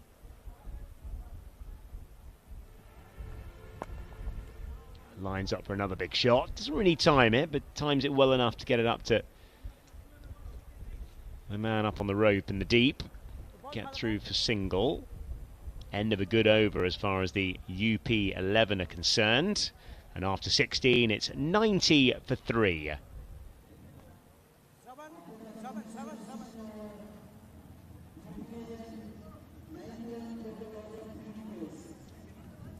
Kushal Malla rather expensive in his 4 overs, in his 4 quota of overs, 27 for no wicket. And Hari Bahadur Chauhan, 2 overs, given only 4 runs and had taken a wicket. He's continuing from the pavilion end, his 3rd over and the 17th over of the innings. Well, that was a big over, wasn't it, Paresh, you have to say.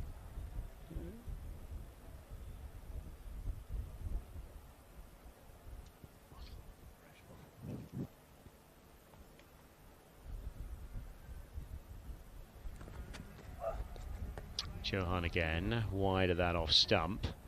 He's been very good, hasn't he, operating round the wicket, bowling these little off-cutters. Paresh, lots of control. Been quite impressed with what I've seen so far. Yeah, rolling the fingers over the ball. That is what a medium pace, a gentle medium pace should do. Singh across his stumps. He's whipped that away. On the onside, is that another six? It is. This is terrific stuff. That's his third of the piece. And Divya Prakash is really warming to his task here.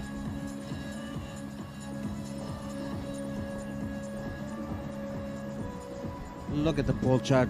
Picked it from outside off stump and hit it very well over the boundary for the maximum.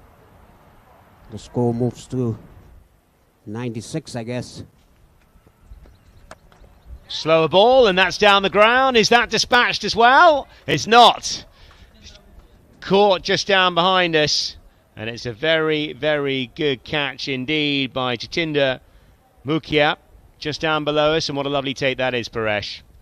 Yeah, it was, and I mean, the intent was right, but didn't get the distance or the elevation that he needed, that he required, that he wanted. Yeah, another wicket falls. Going for consecutive sixes. Wasn't quite to be on this occasion, and well, the fielder's just taking a quick little break there. Divya Prakash gone for 7. Raj Yadav is still there on 18 of 12 balls. And it's 96 for 4. The UP 11.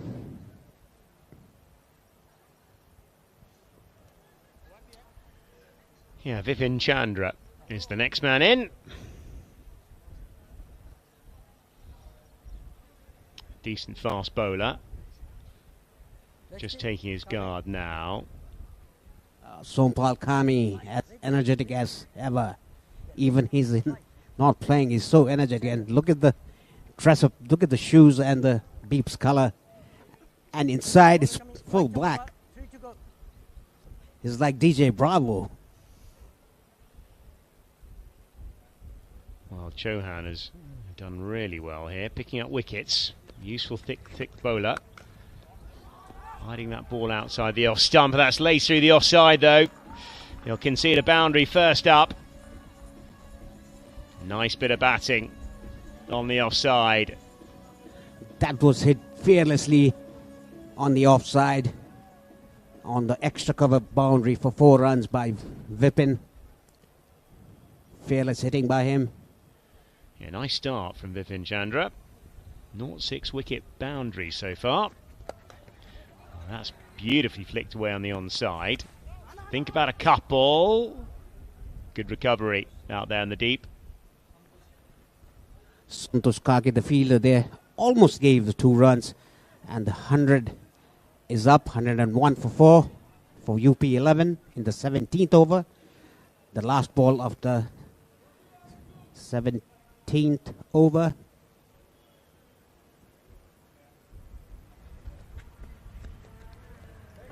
Better length from Chauhan. It's been a bit of a mixed bag. Wicket, but a couple of boundaries. I think UP 11 will be pretty happy. In the end of the 17th, it's 101 for 4.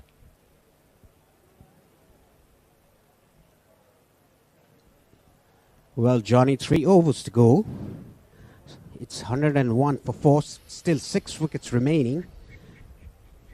Vipin smashed a boundary in his first ball that he faced. And Raj Yadav is playing beautifully on 18 of 13. So what do you reckon the score will be? Well, you'd be wanting north of 130 here with 6 wickets in hand. Yadav 18 off 12. You feel he might be the key, really, if they are going to get up there. Or... yeah, 139. That was posted. That was by the Nepal Army Club in their first game. Largely thanks to a lovely 81 not out by Rohit Pandal. Shot on the offside. Down to long off. A one-handed shot. Shushan Bhari comes back into the attack. Hari Bahadur Chauhan, the fielder there, restricts the UP11 for just a single.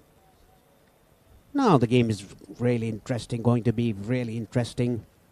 Can they get to a 140?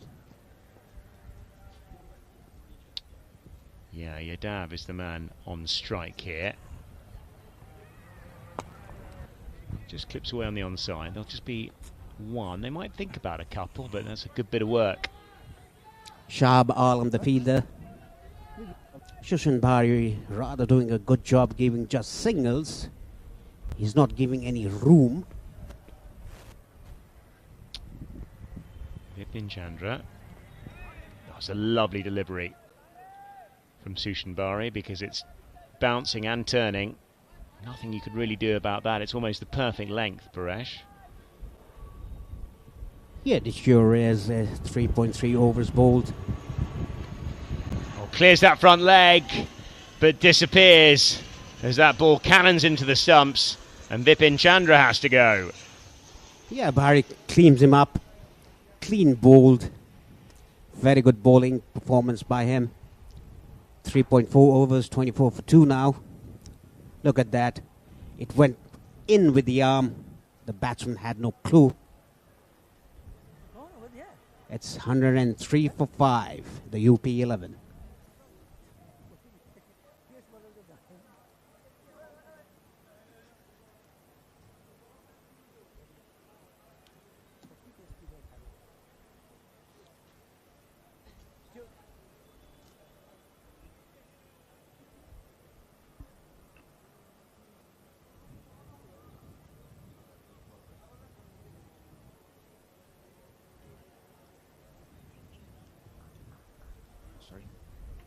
Vipin Chandra goes for 6.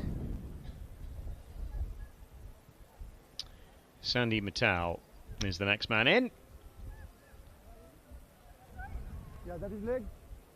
Yeah, you miss, I hit. Very much the form there by Sushan Bari. Really went nowhere on the crease. That was his main problem. It's a good over. There's just 2 conceded and a wicket. Yeah, apart from the last over, this is a very good over. 2 runs given and a wicket taken by Bari. Gets across his crease, and that, well, what does that go off? They'll get through for a single. That's all they will get on this occasion. Yeah, I thought again it hit the stumps, the inside edge, but it didn't. Let's look at the replay. Pandari didn't have a clue where the ball was. Just pushed down the ground as we're back live.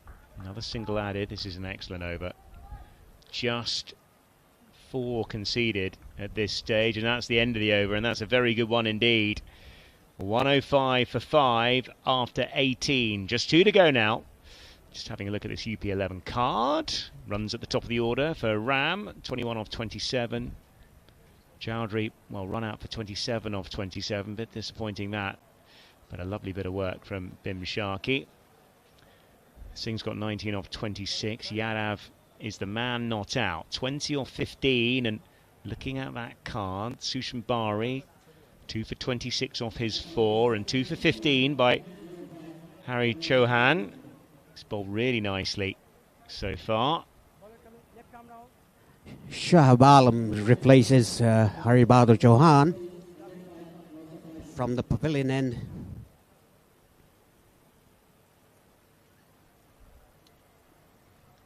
Yeah, Raj Kumar Yadav, 20 off 15. There to get up to something competitive. He's going to have to do the bulk of the striking, you feel. He's already hit a couple of big 6s, a couple of lovely clean hits. Yeah, I think this is the over where the game changes. The momentum changes in either side of either Army will get the momentum or the UP11. Wide of that off stump and turning wider. Nice start from Alam. Yeah, that was a good ball. Sharp turn there. Shot. Oh, a bit of a misfield at extra cover. He's clutching himself. He's down. They've got through for a single. That looked painful.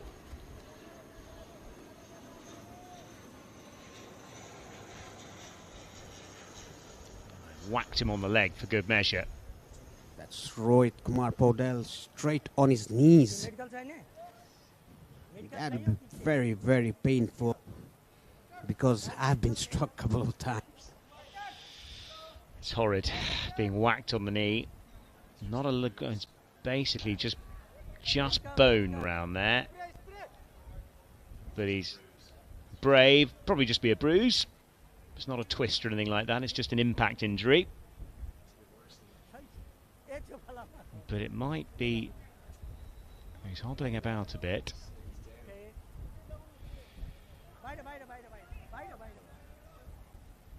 Yeah, horrible. Just looking at that again. Never nice being hit. He's off the field to play, so the substitute will come on. Bikram Sob is the substitute fielder.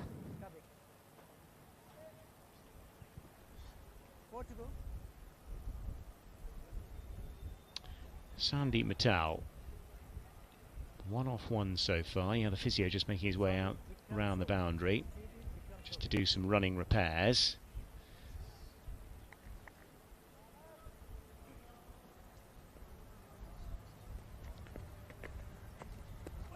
Big slog sweep. Got a bit to do against the left armour. Oh dear, we got more trouble because Binon Bandari has worn one in the chest, and well, it's like emergency ward 7 out there, Paresh. They're going out down like 9 pins. Yeah, Nepal Army. Now, in this kind of a wicket, I think the keeper, they should have a chest guard as well. Yeah, they need to be like the Michelin man, really, don't they, with the bounce we've had. Oh, horrid. Well, fortunately, that's higher than... Yeah, it's in the tummy, which is probably where you want to get. Any lower and it can be a little bit awkward, it's safe to say.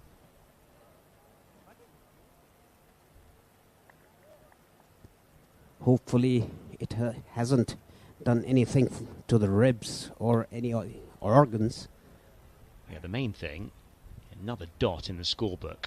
That's the key thing here. Good stuff.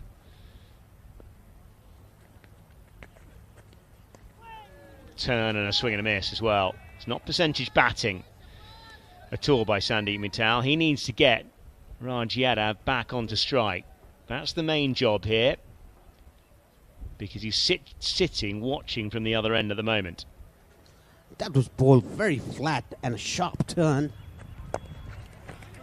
And it's an ugly heave down the ground. They'll get through for just a single as that gets up to long on. Last ball of this over.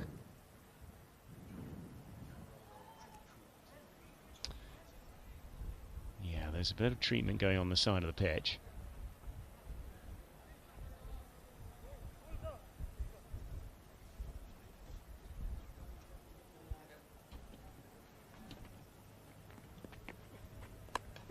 Shot from Raj Yadav, but I think he'll probably go here.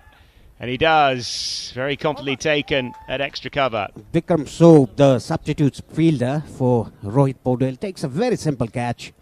And Yadav is gone. In the end of 19 overs.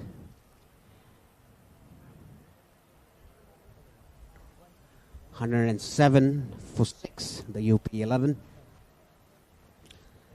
Yadav gone for 21 of 17. Well, Paresh, it promised so much, didn't it? A couple of overs ago, we were talking about 130 plus, and we're going to be nowhere near that because it's been a very disciplined effort here. Yes, and Yadav, who's been starved of the strike, just going for a wild yahoo on the offside. Yeah, he actually wanted to go for a slog sweep. Oh, this is good news. He's up and walking back. So that's terrific just down below us.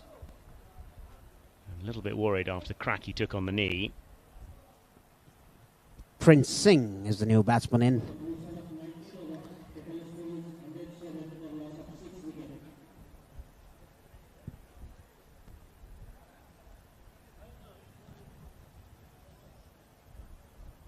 Yeah, Jitendra Rukia will be the man into the attack, and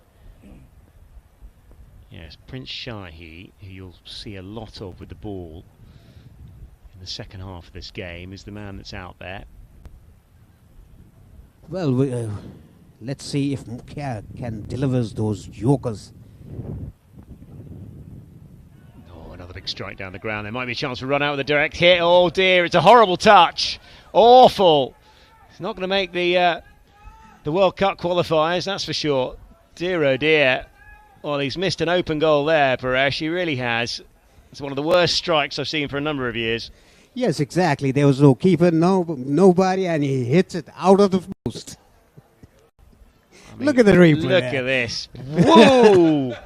I have to say, I must admit, I don't follow Nepal international football, and I'm not sure it's a huge game over here. No, I know. I mean, football's everywhere, but that was a shocking touch.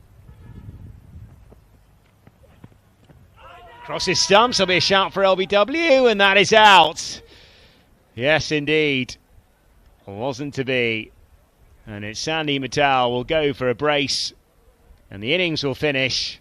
And the Nepal Army Club will be absolutely delighted with this, because they polished the UP11 off for 109. Oh, sorry, they've got their 8th wicket now in the 20th over, and they'll be absolutely delighted with this so far. Yeah, I think that was a slow Yorker, just rolling the wrist, getting it right. Yeah, it was a slow Yorker. Could have been missing on the angle. It's a tight call, to be fair. I think you can't really argue with that, but just on the angle, it's hit him pretty full, hasn't it? That's probably what killed him there. Yeah, that was my thought as well, Johnny, seeing the replay. But Sandeep departs. Yeah, they are crumbling now, the UP11. The momentum has been grabbed by the Nepal Army team.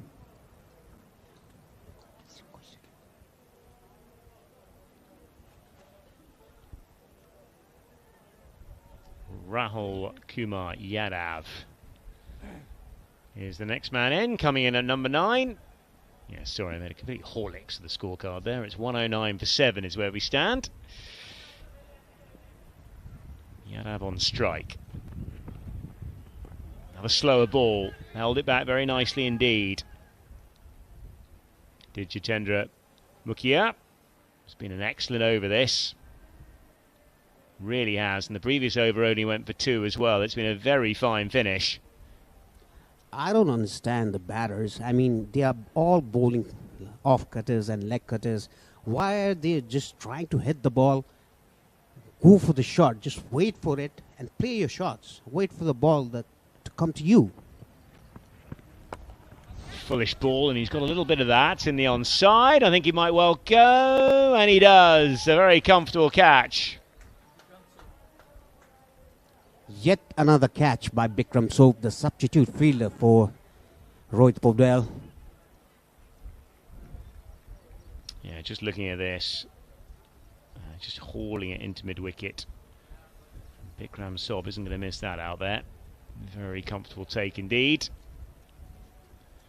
Another wicket falls, 109 for 8 now. Still a couple of balls left to come. Flurry of wickets in this final over. Tejas Singh is the man to come in. I think a little swap of bats on the outfield. Always love to see that in club cricket. As he comes in, a little bit like Tilford Threes playing in the Ironson Division 8 back in the UK where I would be. Tejas Singh. He'll be the man on the non-striker's end. Let's look at the catch again. Simple catch. Judge it to perfection. Bikram Sob.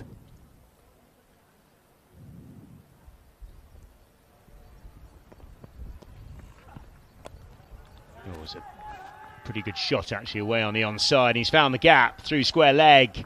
Well, they needed that, the UP11. Latched onto a short ball. Poor bowling by Mukhia. The short ball, he should have gone for the Yorker. His strength, his weapon in the death overs. Yeah, just the first boundary for the last couple of overs. Yes, the coach just looking on. Crosses stumps down the leg side. They'll get through for a wide. They'll get through for a bye as well. Oh my word! What on earth has gone on there?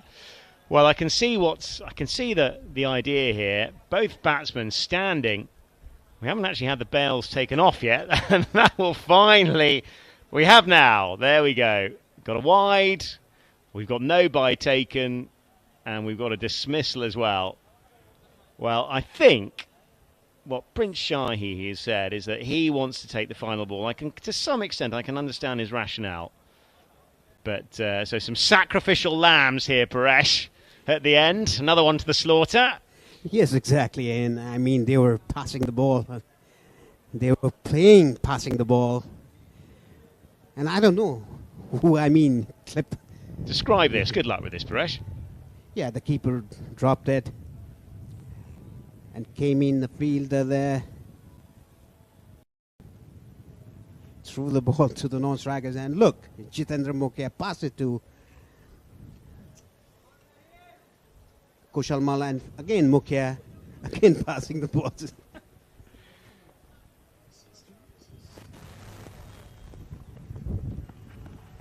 Got the paddle sweep. Has he got it?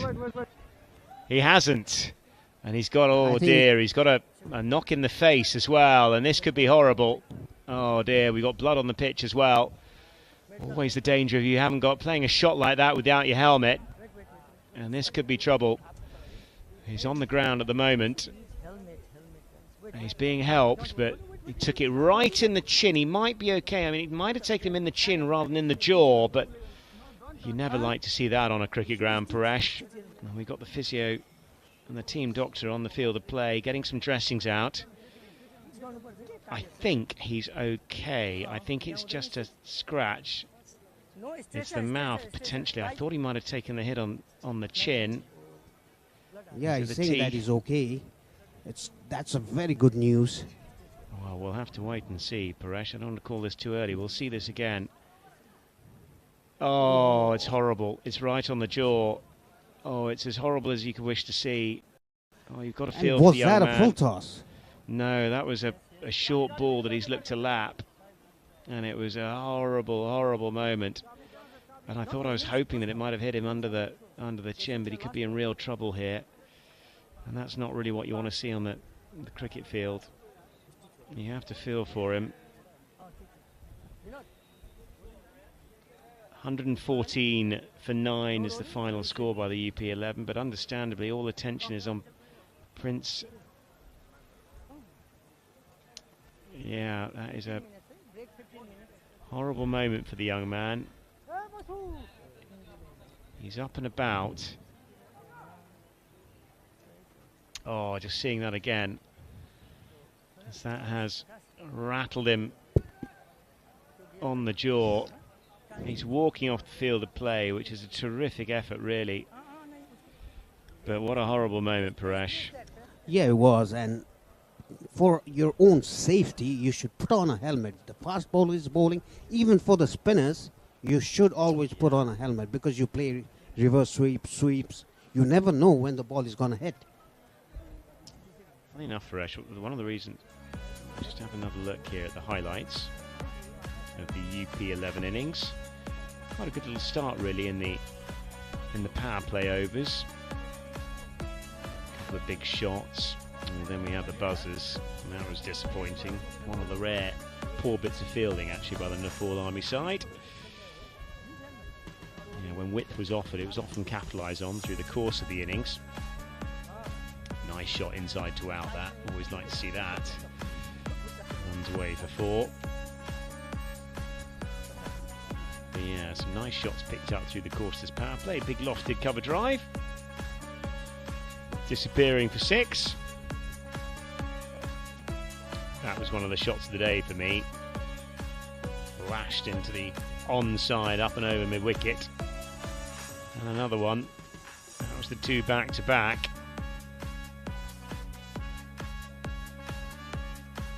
Key with the timing, and today was really waiting for that ball. It's Prince Shahi.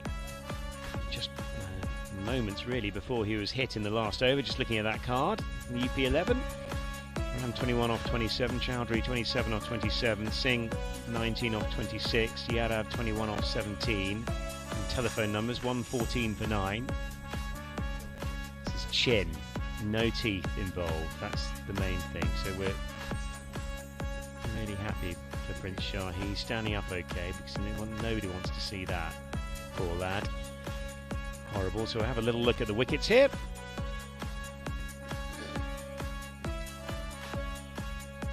Yeah, that was a good catch by Podell.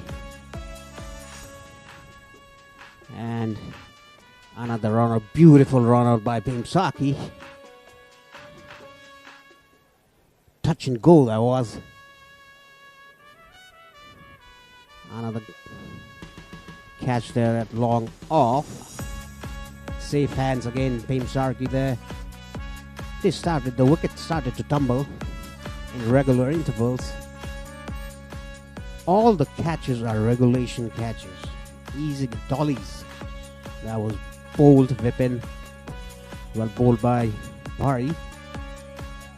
And Bikram Sob, the sub for Rohit Podell, takes a simple catch. This was a bit, let's say, it hit him fuller. A slower Yorker bowled by Mukhia. And this is yet another dolly for Bikram Sob. A simple catch. And let's look at the bowling card. Kushal Malla 4 overs 27 for no wicket. Jitendra Mukhia 3 overs 1 maiden 15 for 2. Shushan Bari 4 overs 26 for 2. Shahab Alam 4 overs 1 maiden 12 for 1. Haribhadra Chauhan 3 overs 15 for 2. And Akash Chand 2 overs 14 runs without a wicket.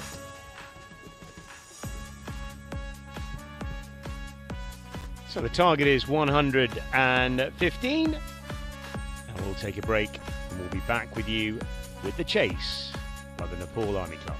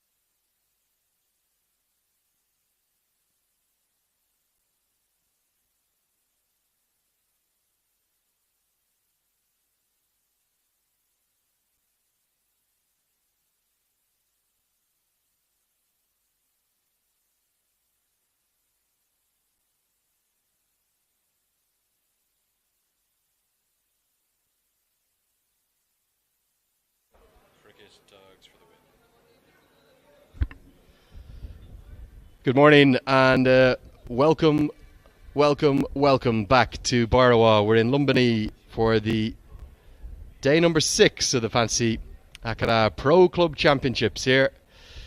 We are seeing a top of the table clash in Group B, arguably the two best teams in the tournament. But after a really promising start, things have just tailed away very sharply. 4 wickets in the last 7 deliveries, and then a sickening blow to, I think it was the chin of Prince Shahi, which I certainly don't want to see again myself. And we see the two Army batters get ready. Also concerned for Rohit Powdell as well, who took a blow to his knee, having fielded so excellently. I don't know whether Prince Shahi is going to be able to bowl or not, given the damage to his chin, and I think that perhaps we won't see him with the ball because it was a nasty blow, wasn't it, around the chin. Luckily, I'm so glad to report this, I don't think any damage to the mouth or crucially the teeth. It looked absolutely horrible on the replay, didn't it? It was only then that you could see the kind of full horror of it, and the fact that he walked off the pitch actually was probably an absolute blessing, because in real time and on the slow-mo on the replay, it did look a horrendous impact. It really did.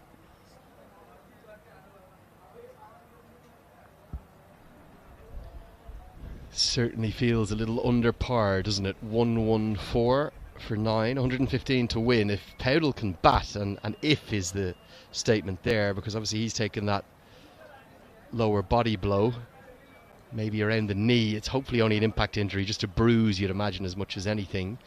But if he can't bat, maybe that evens up the scales a touch. If he can, surely this is going to be an easy chase. Well, it might well be, and especially because you've got 8 wickets out of the attack, haven't you? Prince Shahi took 4 for 11 against THCA Dhaka in the first game, and against the the armed police force, he took 4 for 15. It's a massive loss. He was man of the match on both occasions. You can ill afford those wickets, especially when you haven't got a massive amount of runs to play with. Bowler coming right arm over. Going to be Santosh Karki to open up alongside Hari Bahadur Chauhan, who bowled pretty effectively, didn't he, as a 6th bowler, Johnny? Yeah, bowled really nicely. Picked up a couple. I thought he bowled superbly. Just varying his pace, just bowling gentle little off-cutters, but it certainly worked on this surface.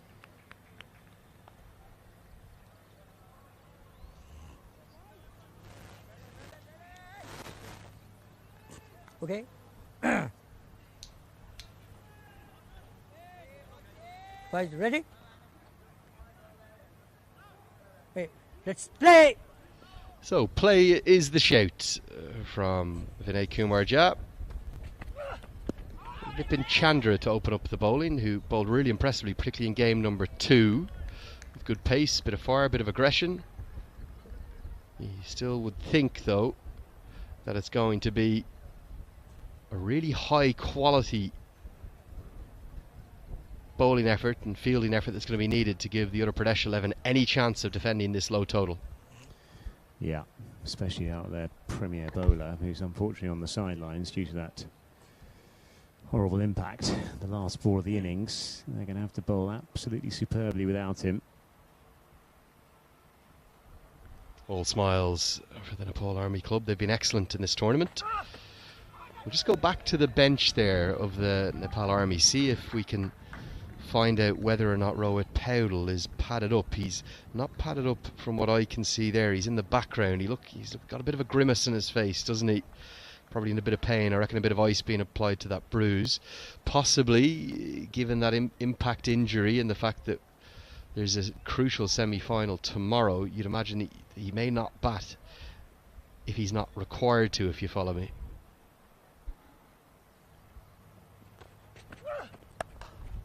Nicely cover driven, but straight to the fielder. He'll almost be there as an insurance policy, maybe come in at 5, 6 or 7, but only if he's needed. I think that's wise, actually, because the games come thick and fast. This, of course, is nice to... Obviously, the target is to win today and win the group. But if recovery is the key, the recovery will, for Powdell, will be the key thing for that semi-final, which is a must-win. No way back after with a defeat in that particular game. So it'd be understandable if perhaps he was just held back down the order. Beautifully bowled, just off the seam. That's angled in and cut away. You can make a statement that Chandra, of all the seam bowlers, has been right up there with the likes of Bibek Yadav and Gulshan Jazz, the most impressive in the tournament. Yeah, he's bowled extremely well. Very skiddy. Get it in the right areas. This surface will suit him. Got a little bit of cover, hasn't he? Deep square on the leg side. He hasn't got much cover through extra cover. That might well be the play. He's got third man though. Driven and going to be runs, and 4 of them. Third man quite wide, no slip in place, surprisingly, given how well Chandra has bowled. And the first runs of the chase are going to come off the outside edge of Santosh Karki's bat. Yeah, thin edge, looking to force through extra cover. And just, well, herring its way down through the third man region. He's got a lot to do on the dive and can't quite make it. Handy runs.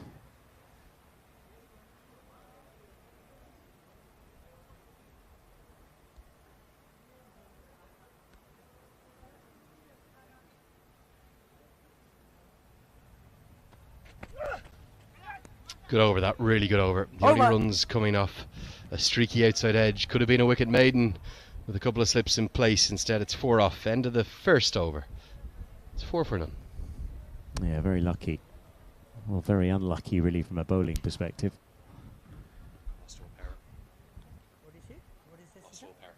All things short-circuited. Go. 13. No screen.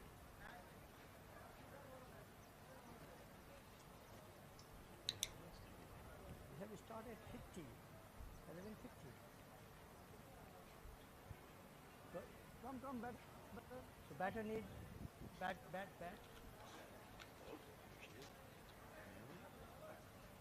We started at 11:50. Oh, here he is.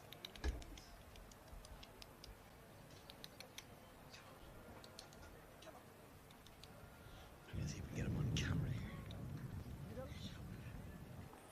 He just did like a tick, and then everything went.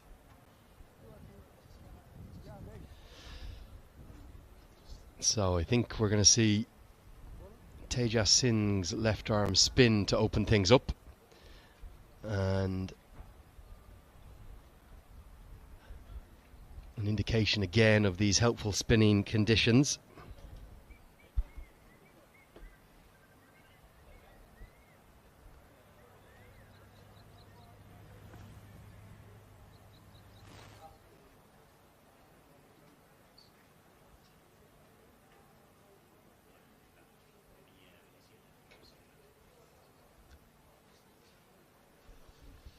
So he's going to come through and around the wicket, and sharp turn and offer immediately to start with, but nicely played by Chauhan. He's happy to get off the mark into the leg side.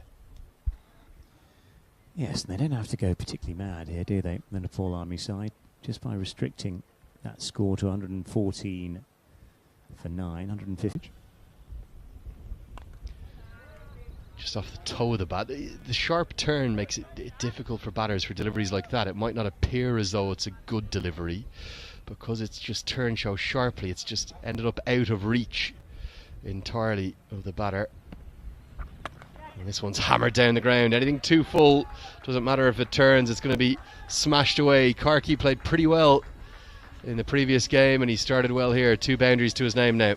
Well, he laps onto the length, doesn't he, very quickly indeed. It's a fraction short, and that's all it needs to be. Just got to get it up and over the infield, and he does so. Just a couple of bounces just down there at the market end. We might have a lost ball as well, for good measure. But no, handy shot.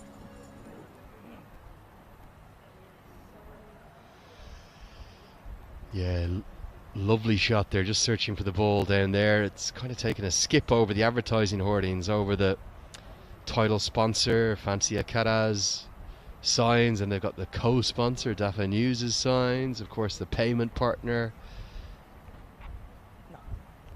AVR Pay, Then the internet partner Vianet, our airlines partner Yeti Airlines, who managed to get me down here in one piece, which I was pretty happy with. And of course, every ball of this tournament live on AP1 HD, all across the great country of Nepal and streaming around the world on Boo Sports.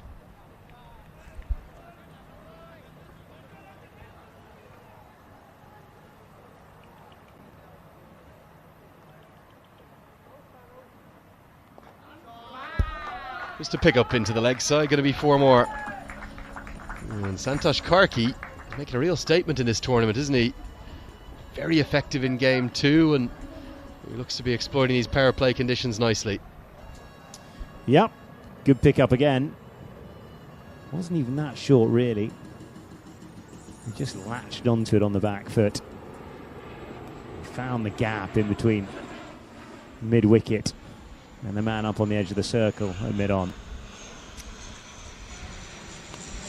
Just actually hear a Yeti Airlines plane go overhead the Barawa International Airport. It's only about 3 or 4 kilometres away, just 5 minutes up the road, and good batting from Karki follows up the couple of boundaries by counting his balls correctly, clipping a single into the leg side, gets us to the end of the second. Really pleasing start for the Army. Maybe our power rankings were right. It's 14 for none. Well, I think they've done the hard work, haven't they, by knocking the UP11 over for 114. And at one stage, the UP11 might have been looking at 130 plus, but a really good last 3 overs by the Nepal Army Club saw to that. And Vipin Chandra, who bowled a lovely first over, just conceding a rather fortuitous boundary down through third man, will take the next over from up here, the pavilion end.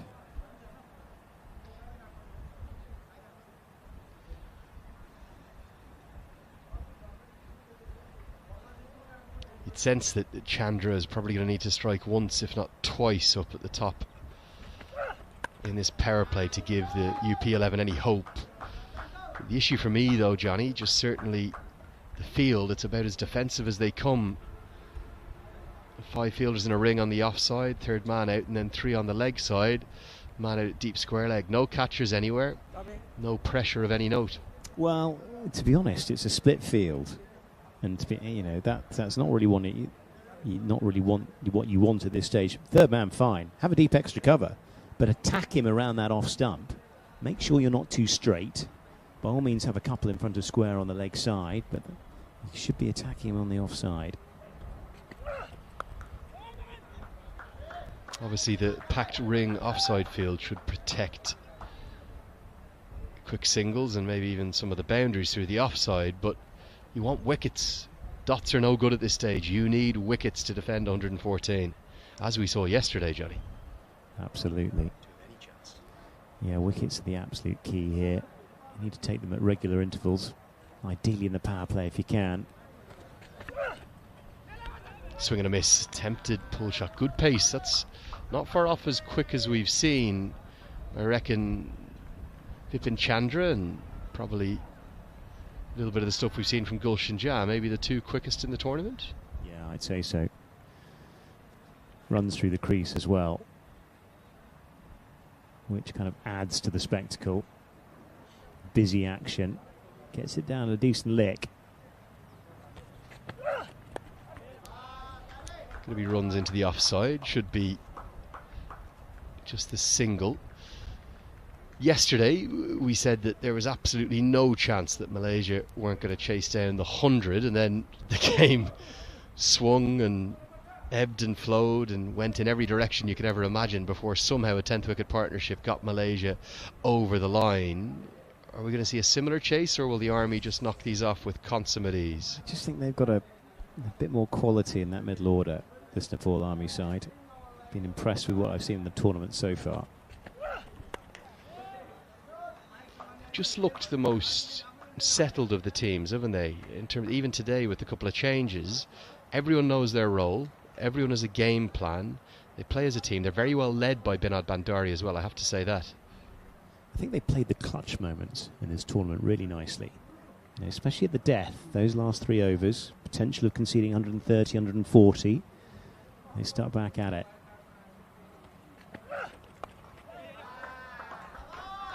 But even today, when they looked in just not a huge amount of trouble, but just maybe were under a bit of pressure as they were in the field, and the Uttar Pradesh 11 got off to such a good start with their two openers. At one point, they were 39 for none after 7 overs, but they never panicked.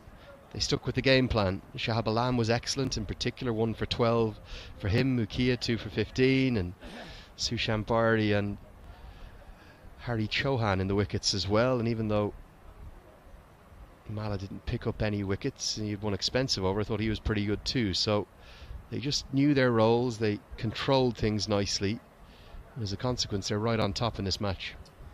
I don't think they've ever panicked at any stage in this tournament, have they? They look very disciplined. I know that's a word that often goes quite well with armed forces sides, but they have been very effective. Good in the field, couple of buzzers, of course, but otherwise I think they've been very effective. Well, just that one complete brain fade, wasn't it, from Sushant Bari? An absolute meltdown, hit for 6, and then touch of a tantrum thrown. There he is on the right, and Shahab Alam, I think, was a pick of the bowlers for me on the left today. Excellent left arm spinner. We're going to see, I think it's an immediate change in bowling. Divya Prakash is going to come on, so one left arm spinner is replacing the other.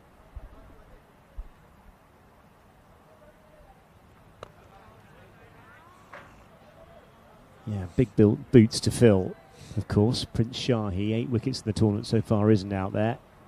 Bowled superbly through the course of this tournament.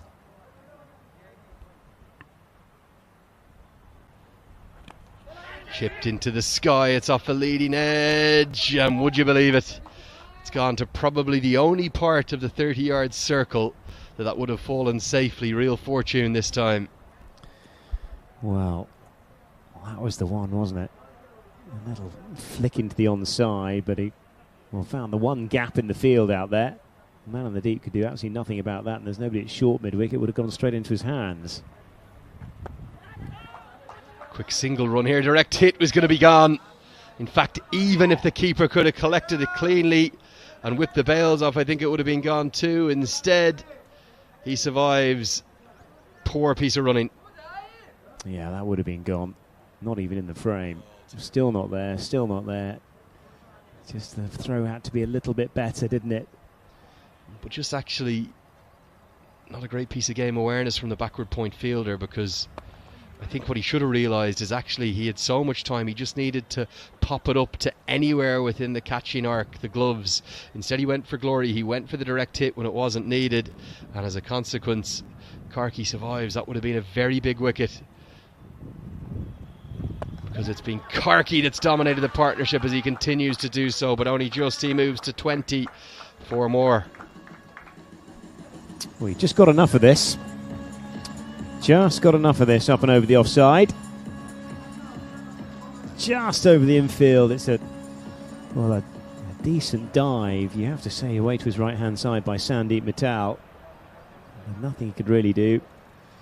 23 without loss after 4.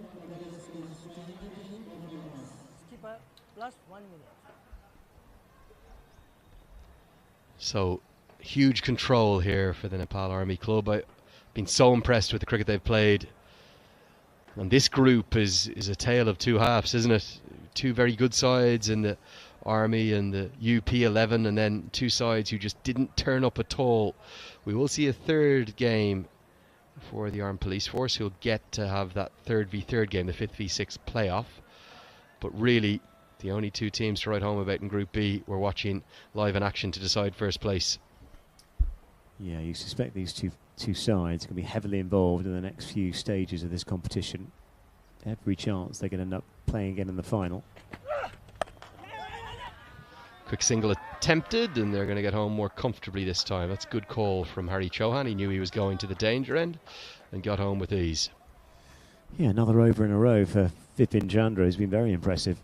Take these kind of power play figures, wouldn't you? He's only gone for 7 off his first couple. Bowled with good pace. Does look a useful prospect. You have to remember, the only boundaries conceded was a very streaky outside edge. Just don't think he's been given the support that he needs by his captain, Sahim Hassan.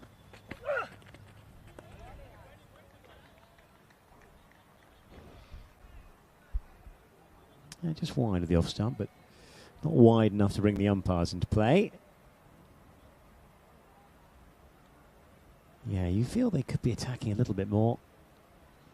It's kind of a stick slash twist field, isn't it? Men either side. Third man and deep mid wicket.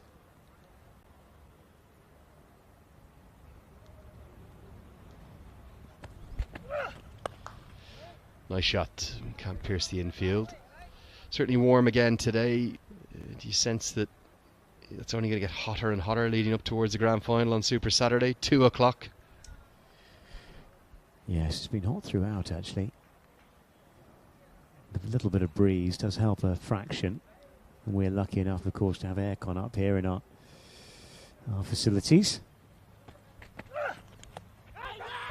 And that's going to be the first wicket. He's deserved this. Vipin Chandra cleaned him up. Karki, I'm not sure he needed to keep attacking. I know he's played that way both in game 2 and game 3 here for the Army. But the UP11 have a breakthrough that they sorely needed to give them some hope, and it's gone to the highly impressive Vipin Chandra. Wow, it's a little bit of use of feet down the track, but it's a horrible looking shot. Never gets anywhere near the pitch of the ball. Rattles into the stumps. And Karki has to go. 24 for 1. Okay, guys, batter in, batter in. Yeah, down the track, just a rush of blood to the head, and it was the pressure that was building up. Just 2 consecutive dots, and they said enough's enough. Going to come down the track, but great to see this. He might be not walking with the fluency that he usually does. Middle stump rock back, well bowled, Vipin Chandra. But Rohit Paudel to the crease, so that impact injury he took at, I think it was extra cover, wasn't it? Ball just kept horribly low, and you could almost hear the thud into his knee. He gets a big ovation, and this is who the home crowd want to see, the rising star of Nepali cricket. It is Rohit Kumar Paudel, 19 years of age. Well, he's been the classiest looking bat in this competition thus far. Looked wonderful in that opening game. About 81 coming off 57 balls. And a good lick as well. And then 41 not out in that second game. Yet to be out in the tournament. And well on his way to man of the tournament as well, if the Nepal Army Club can go all the way.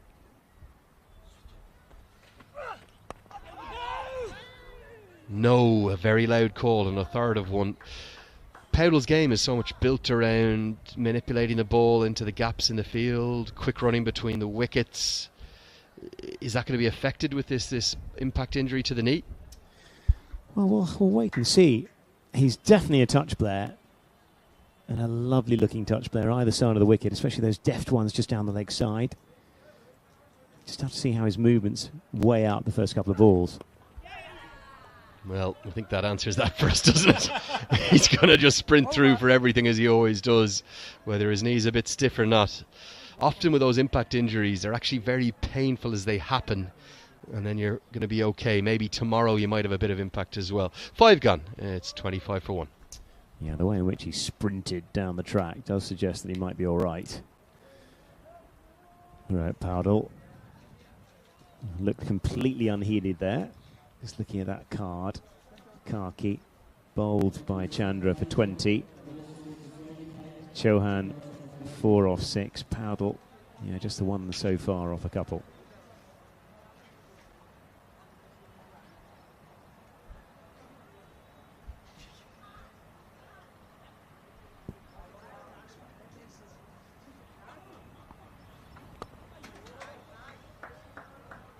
Just a nudge into the onside.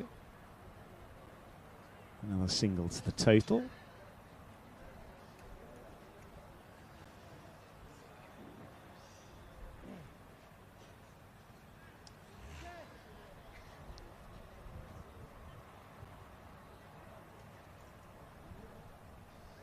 Divya Prakash continuing up from the market end. Bowling his left armers. A bit of turn again outside that off stump. A couple of wickets in the tournament so far. 1 for 18 and 1 for 8. He's been very miserly. Need that kind of control today. Just had to evict one of our guests from the commentary box. We'll tell you more about that later. Don't want to give away the surprise. That one's nicely driven down the ground, but we do have a very special guest coming in after this over. Stay with us to find out who that's going to be. I'll be having a nice interview over the next few overs. Looking forward to welcoming them in.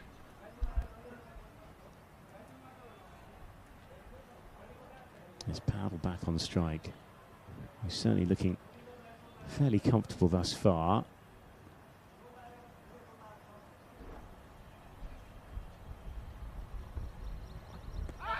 Attempted sweep shot. I think the back foot's back down, yeah, so for once Vinay Kumar Jha decides not to go upstairs. Yeah, getting his foot planted outside the line as well. Just trying to open up that leg side. Against the ball moving away from him. That's the sweep that he plays so well. There is protection out, so it'll just be one. Haven't seen many batters, with the exception of Powell, sweep with regularity, consistency and efficiency. Some have played it, but they've almost fallen over playing it. Powell always in full control of that shot. Well, he is, and he's got three weapons actually on the sweep. He's got the lap sweep in front of square. He's quite happy to take the ball with the pace as well and just touch it behind square, either fine or just on the 45 as well. So it's punched into the offside, no run. There isn't a large amount of required run rate pressure, but as we get to the end of the power play, it is more than run a ball required, so they just need to keep half an eye on that. Yeah, indeed. They will indeed.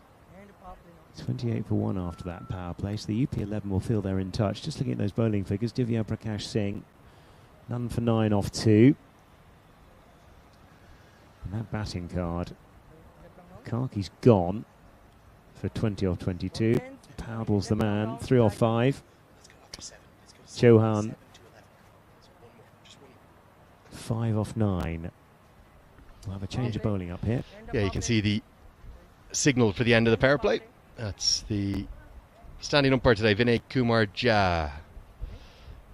Lovely to see him umpiring so well. Great to have the international umpires here, of course, too.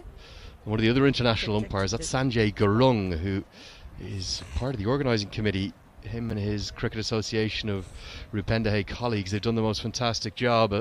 Probably the biggest event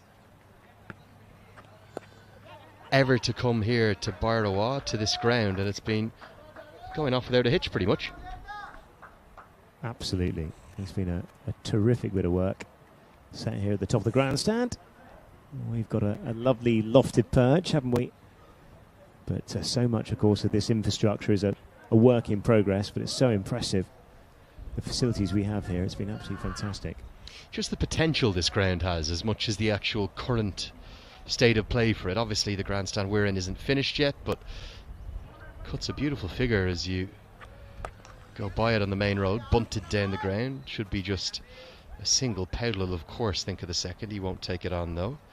But if you think of the playing surface in terms of the diameters and the dimensions that it has, perfect for international cricket, good oval size. The pitches will need some work. There's talks of some heavy equipment coming in the not too distant future, maybe mechanical rollers, etc. But it has all the ingredients, doesn't it? Oh, absolutely. Centre of town, wonderful aspect. The playing dimensions are absolutely perfect, and there's a bit of room to go as well. The square's big enough as well.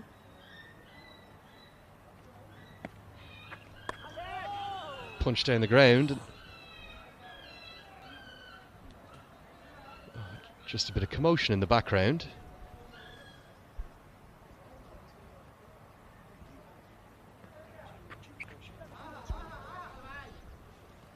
Worked around the corner, going to be a single.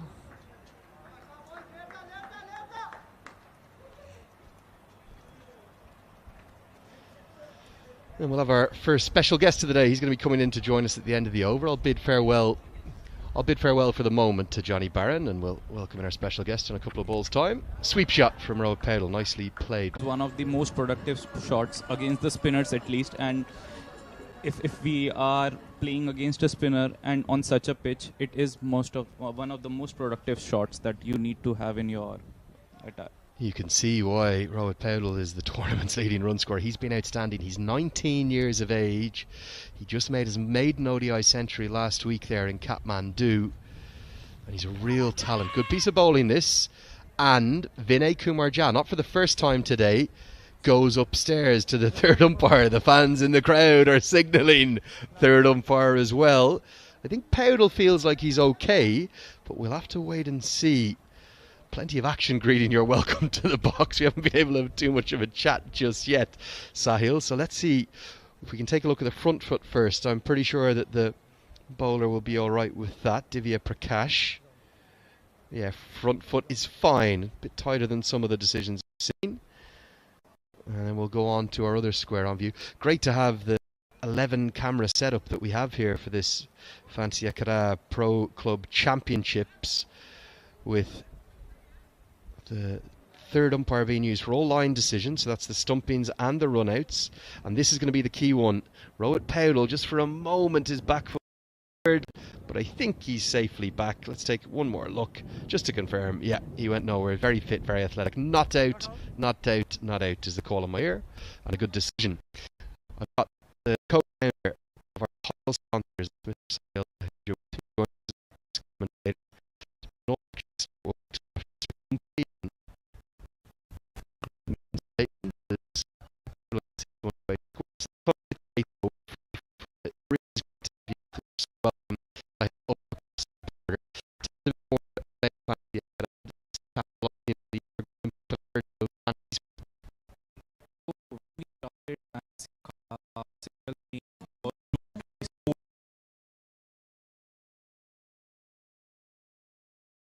we have realized that sports streaming is something which can help us drive sports engagement in the country. So we have taken it as a small step. We have started with this tournament, and hopefully this is just a start of many tournaments that we'll be able to broadcast or stream across India and other parts of the globe to drive the sports engagement, which is the single biggest vision of a country, of our organization.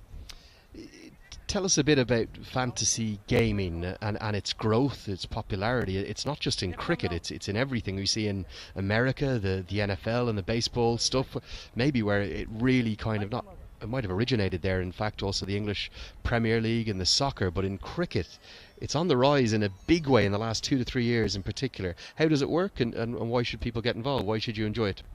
Yeah, so rightly said that the industry is on an upsurge, and in fact, just to share with you, the industry is expected to become 5x in the next 3 years. So there is a huge exponential increase in terms of the growth as an industry. Down the leg side this time, sharp turn is going to end up seeing 5 free wides to the total. That's not what you want from your first delivery as a bowler, and it's not what you want when you're bowling to a batter of the quality of Rohit Paudel. It's turned sharply, and Nitin Ram has just dragged it, hasn't he? And it's gone down the leg side for 5 wides.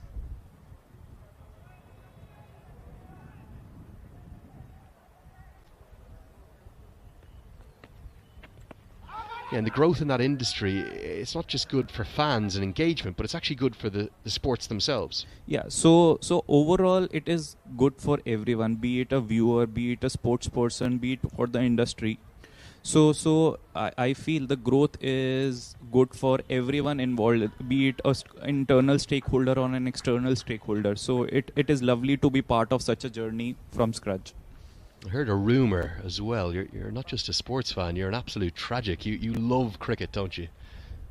Yeah, so actually we started off with the vision because we all of us in this organizations have been not only entrepreneurs but crazy cricket fans, or in general sports fans. So hence we had this passion to grow or drive sports engagement in the country, because we feel there is immense opportunity, especially in India. Yeah, absolutely right. You look at the population, the depth of India. 1.2 billion people, something in that region. It seems to be ever growing as well. The fanaticism for cricket in particular never seems to wane. A country I've spent a lot of time in. I'm lucky enough to have travelled all across Mumbai and Bangalore, Delhi, Chennai, up towards Dharamshala, even the T20 World Cup in 2016. And everywhere you go, the love for the game is maybe second to none, although one of the few parts in the world it's really rivaled in is right here in Nepal. And I think with this inaugural Fancy Akada Pro Club Championship, the concept of bringing together different countries and uniting them via the sport of cricket is a brilliant one. You must be delighted with how it's going in its first edition. I don't know if you saw this yesterday, but we've set some records. The homepage of Cricinfo, yes, the IPL is at the top. What's in number 2 place? The perfect over. Yeah, it has gone viral in India also. Matlab, few of my friends who could not watch this match but were scrolling through Twitter and internet, they sent it on our cricket groups, wherein we could see a player had taken 6 wickets in an over, which is unparalleled. So these kind of stats makes us feel proud that we have been associated with such a tournament which is making noise and news all over the globe. Gonna see an overthrow here. Poor piece of fielding. They've been diametrically opposed, the fielding efforts. The Nepal Army side were outstanding, first class, world class in fact in the field. UP11 have been a bit tardy, a bit sloppy, and certainly, yeah, that's 6 wickets in 6 deliveries. Johnny Barron and myself, we ended up not really being able to understand what was going on, because I don't know if you've ever scored a game of cricket before, but if you have 2 or 3 wickets in an over, things turn into carnage. If you have 6 in 6, it's the same. It was all action for us also. Yeah, absolute chaos. How does the product work then? You've told us about the industry, but Fancy Akada, how does it work? Is it an app that you download? Is it a website you go on to? Yeah, so it's a fantasy gaming app wherein we try to replicate the live cricket match on a fantasy platform, wherein you need to pick 11 players out of the 22 players playing, and then there is a scoring system. For example, a batsman scores a run, so if you have him in his team, he gets 1 point. So similarly, there are different types of point system, and at the end of every match the winner is decided, and hence there is a lot of fight between the opponents, that how do I have the bragging rights amongst the group of friends also. So it's almost like you have a dream 11, a fantasy 11 that you select, and then is it directly against friends, or it could be people you don't even know that you play against? Yeah, it's generally against people you don't even know, because just to give you a perspective, we have more than 2 million people as part of our subscriber base, and it is impossible for a friend to play against. So there is an option as well of people playing against each other also. If you and me want to play in a match and have the bragging rights, there is a chance on our app. And if I don't want to play against a friend, that is also an option on our app.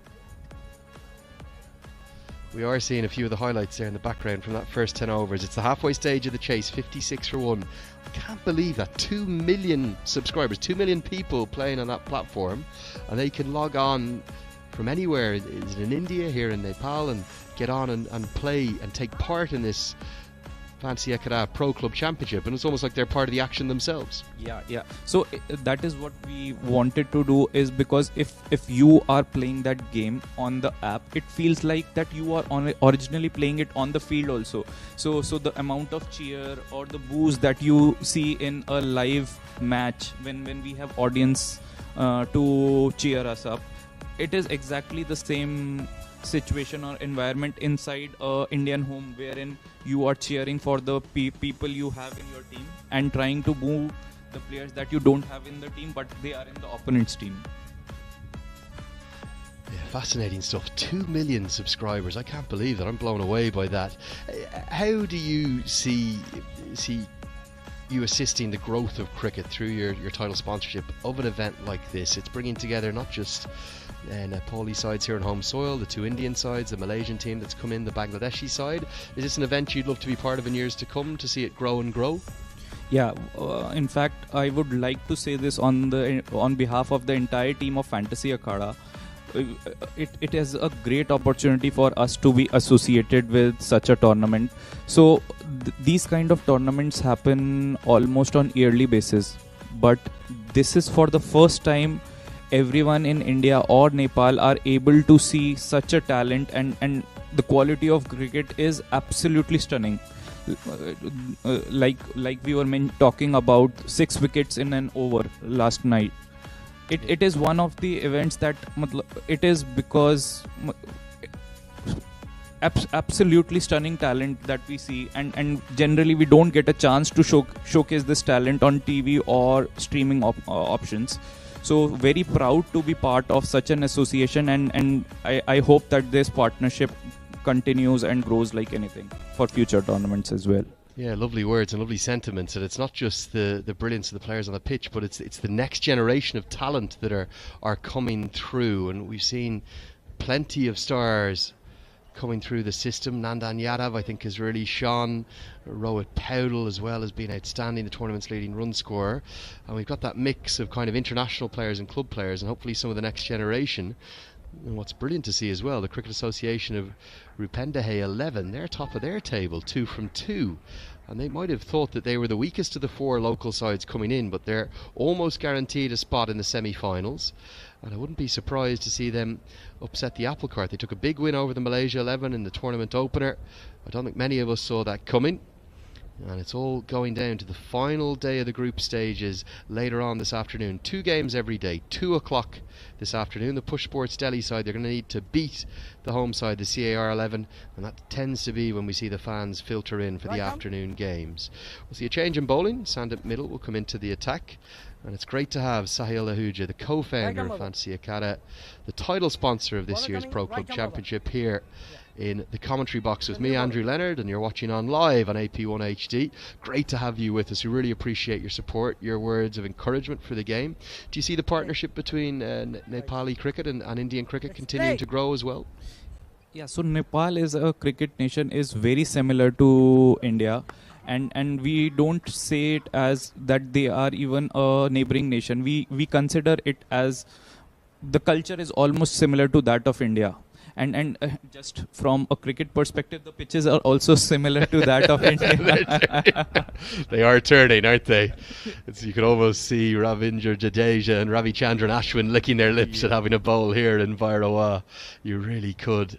And the finger spinners have been the foreign bowlers in the tournament, but they haven't had it all their own way. The seamers as well have been pretty good, the likes of Gulshan Jha and keep saying Nandan Yadav, but also from the UP11 side here, Vipin Chandra's been really impressive. The continued growth of the fantasy gaming market, is it something you see solely for cricket, or is there other sports that you veer into as well? So right now on our platform we have other sports as well apart from cricket, like football and kabaddi, and we see these sports also growing. In fact, they are growing at a much faster pace than cricket because of a smaller base, and we intend to grow all these sports. So our focus is not only on cricket but other sports also, so that we become a sports loving nation and not only a cricket loving nation. I'll stick with cricket, mate. I'm happy with that. I just want to congratulate on the work that you are doing with in the commentary box, not only for this tournament but for the past tournaments, and I hope and would love to continue to see you across all those tournaments. You are just a delight to hear on from the combat. That's far too kind, Sahil. I told you off camera that I don't take compliments well, and you've gone and done it live on air, so I don't know, we might have to end your stint pretty soon in here. I never like compliments. I'm going red. I will have to get back to the action, guys. Get off us. Get back down to the action. Very kind of you, and I'm really humbled to hear that. Thank you, Andrew. Thank you for having me part of the Yeah, no, it's been brilliant to have you. The future of this tournament, is it something you see turning into an annual event? Could you see it maybe not just being played here in Nepal, maybe being taken away to other countries as well? Yeah. So just before I joined you in the Combox, we were having this conversation or chat that what could be the future options in terms of tournaments like these. Could we have it outside this ground? Could we have it in Kathmandu? Could we have it outside Nepal with Nepali teams being part of that tournament to popularize the sport within India, within Nepal and other surrounding countries? So yeah, the plan is to take it, not only make it this as an annual event, but take it outside Nepal and grow the popularity of sport in India as well as in Nepal. Well, Feels like myself and Johnny Barron might be coming on a bit of a globe-trotting tour with you. We'll hang on to your coattails, mate. We'll go wherever you need us to. We would love to have you as hosts in India as well. So looking forward to meet you in Delhi, Mumbai, or whichever part we'll be hosting it next. Can we just ask one favour, if that's okay? Can we maybe not play it in May or June? It might get a bit hot in Delhi. I think the 34, 35 degrees is right at the limit for an Irishman. Sure. We'll pass on the feedback to the concerned team. Really is warm here, isn't it? Tell us about that connection again between India and Nepal. We're only about 7 miles from the border. You didn't even fly to Barawar airport. You flew to an airport just on the Indian side of the border, and then you drove over. Yeah, so it was a very fun ride. We landed in Gorakhpur, and it was just a 1.5 hour drive, and it was a very smooth drive. So yeah, in fact, if we would have landed in Kathmandu, it would have been a longish drive. So it's very close to the Indian border, and hence I say the people here are also almost, they give similar vibes to that of people in India. So lovely to be here, and just glad that I could be part of such an association. Yeah, there's so many things that connect the two countries. It's not just the culture, it's the climate, it's the sport, the cricket, the food, so very similar, and the religion obviously shared, many people sharing the Hindu faith between both nations, the Buddhist faith. We're in the land of Gautam Buddha in Lumbini, hoping to get up there in a couple of days' time. Has this carried? Oh, we're going to need a look at this. It was short and wide. Almost every time we see these moments, they come so close. It was short, cut by Chauhan, and I think lovely to see this. You talk about the spirit of the game. The batter has simply accepted the fielder's word that he's caught it cleanly. He hasn't even looked back at the umpire, and he's taking a walk off the field. That's going to be the second wicket. Oh yes, clearly clean, and good honesty from Divya Prakash, and no shortage of skill in that catch either. And wasn't that brilliant to see? Harry Chauhan, he didn't even think twice. He just said, have you caught it? The fielder says he has, and off he goes. He's dismissed. He's gone for 16, and the score is 60 for 2. Very happy to see such a sportsmanship. We take the fielder's word, and we saw the batsman walking. And it is turning out to be a cliffhanger like most of the matches. So I'm rooting for Nepal to win, just because they are one of my favorite sides in the tournament. You're trying to win a few hometown fans. That's what I think you're doing. Very clever thinking there. They've been outstanding though, haven't they? The Nepal Army Club. If Rohit Paudel is still there in 5, 6, 7 overs time, this game is over. But one thing we've learnt in the inaugural Fancy Akara Pro Club Championships is to predict nothing. Every time I ask Paresh Lahani for a prediction, I don't think he's got one right yet. They all seem to be turning on their head, and I always stitch him up, don't I? And myself and Johnny, the wiser older heads, we just sit in the fence. We say, what do you reckon, Paresh? So the new man to the crease in at number 4 is Bim Sharkey, who immediately looks for the sweep shot. Yeah, the only thing, just actually 2 things I'd love to change for next year's edition. One, we're going to insist the Nepal Army Club have to wear numbers on their backs, which is going to help us up here in the commentary box. And 2, maybe just 2 or 3 weeks earlier, a little bit cooler would be nice. Happy to come back to Barawar though. It's a ground here. It's not the finished article yet, but it's got real potential. Yes. So it feels lovely to be part of this, and I saw the ground directly from downstairs, and it was very, very fine. Matlab, it is one of the best grounds that I have seen in terms of the state associations or the state boards hosting the tournament. So it is lovely. I would like to compliment the organizers as well for hosting such a lovely tournament. Lovely sweep shot and a great diving stop. This could be a chance. But they're so quick, Sharkey and Powdell. Despite a complete mix-up, they still get home. Great work. A diving stop from the short fine leg fielder. Could have been half a chance. Let's take one more look here. Powerfully swept. And the 2 batters almost ended up staring at each other, but they're so fast that everything barring a direct hit. So both Sharkey and Powdell get home. A single to the total in slightly dramatic circumstances. This one's cut away for one. Yeah, the organising committee here you're talking about, the Cricket Association of Rupendahale, have been outstanding, and they've been so proud to host this event. I know you weren't here on day one, you were probably watching on live on the AP1 feed, or maybe down on VU Sports there in India, and the whole town turned out. There was a host of dignitaries, there was awards aplenty, and this is nicely played. Just going to be a single down to the backward square leg fielder. How have they run two here? There's only one man in the country that's running two there. That's Rohit Paudel. Somehow he gets back. He's like grease lightning.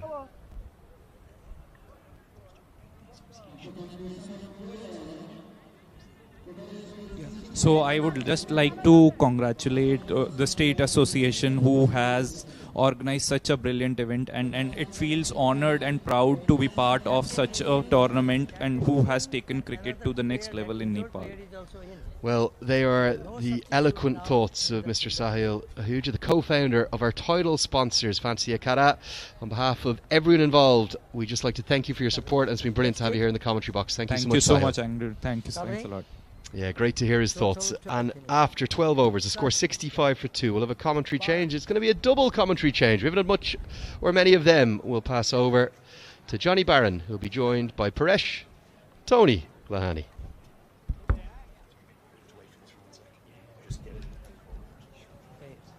Skipper, plus 3 minutes. You're over it, plus 3 minutes.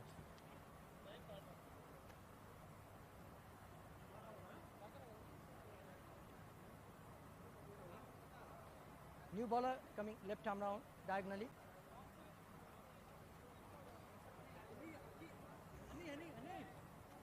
Ani.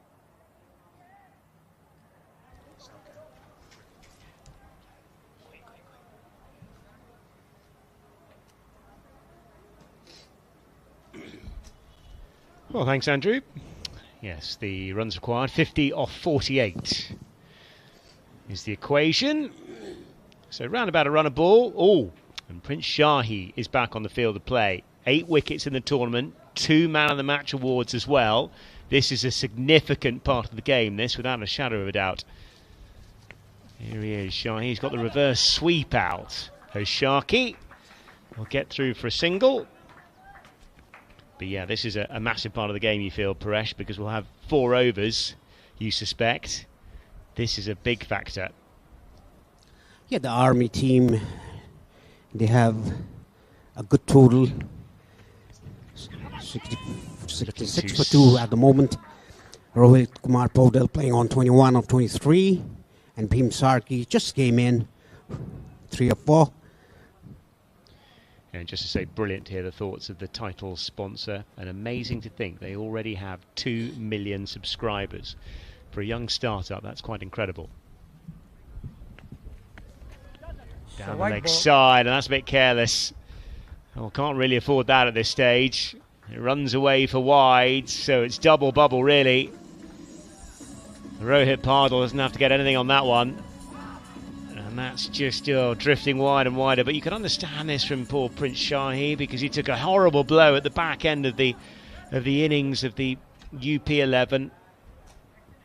But he needs to come to the party, you feel, if the UP11 are to get home here, Paresh. Yeah, exactly. And that was a very poor delivery down the leg side. Tossed up. Just nudged into the gully region. That's clever stuff again by Paudel. Wonderful hands, isn't he? Lovely touch player. Percentage batting, Paresh. Yeah, a bit of a discussion there between the fielders who should have gone for the ball. Yeah, even Paudel, he's like a cheetah. He runs so quick in between the wickets. And even Sarki. Wide of the crease on this occasion and hauled across the line. Up to long on. A single will be taken. Nitin Ram will do the fielding. Yeah, that is the difference between the other batters and Rohit Paudel. Rohit Paudel waited for the ball, let it come. The ball was bowled slow. He just waited for it and then played his shot.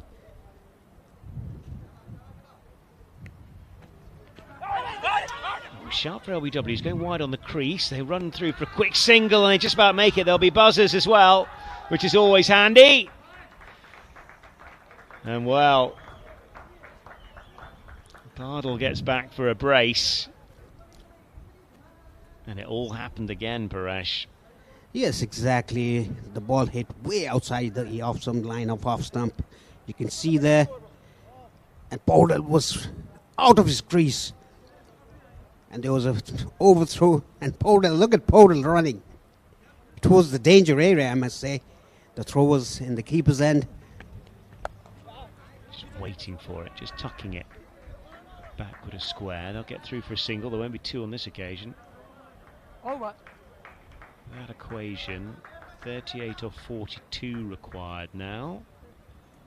End of over number 13, 77 for 2.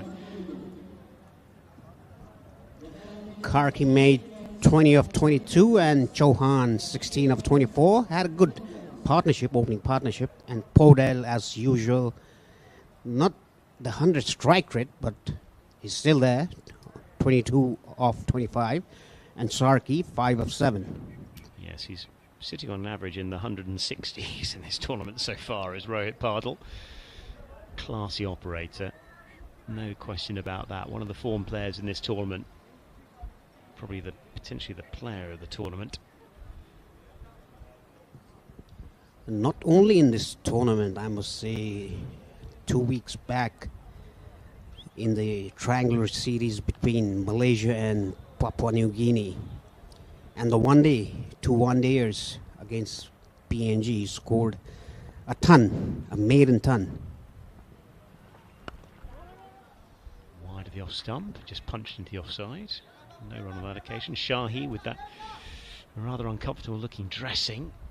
Is fielding in there at short extra cover.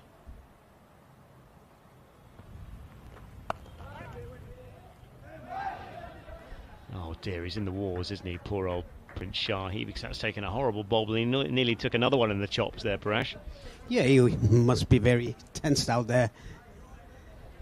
Brave man, to be honest, to still be out there. And they're just checking on his well-being. His dressing's come off. That's what's happened there. He wants to continue. And the umpire now insisting that he has to go off, which he won't want. I think it's to get that dressing fixed. I think they're going to need to put something pretty serious. What you've seen often in the past is you have sort of, just looking at this again, look, that's taken a horrible bobble. Oh, well, gosh, it has hit him in the chops as well, on the chin. I mean, how unlucky can you get? The poor lad has come back on the field of play and he's taken a blow to the head. Almost immediately he's come back. His second of the game. Yeah, this time the left chin, I think. Well, they want to get him bandaged up as quickly as possible because they want to get him back into the attack. I mean, this is very brave stuff, you have to say. They need one of those dressings where you get tape all the way around the head.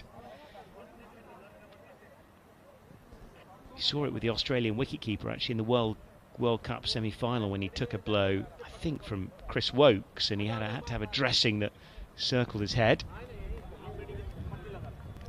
Oh, that was well bowled. Completely beaten. Rohit Kumar Podell. We don't often see that.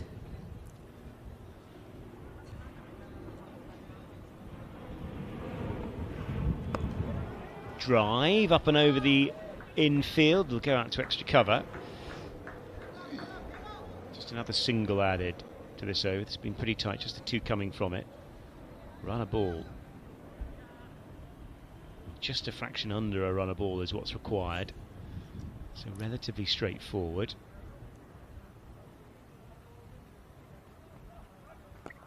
Oh, Paddle. That is a shot. A lovely shot. It really is, because it's full outside the off stump. And it's a wonderful use of hands and change of hands. Nice bit of batting that, Paresh. Yeah, very beautiful. Reverse paddle there. You can see from off stump, middle of the bat, between the two fielders there, to the boundary for 4 runs. Pim Sarki. He's a very busy cricketer. I mean, busy batsman. He always plays shots here and there. Squeezed away on the onside. They'll get through for a single. 32 or 31 now, 36. So a very manageable equation. End of the over. And the Nepal Army Club are going pretty well. 84 for 2 after 14.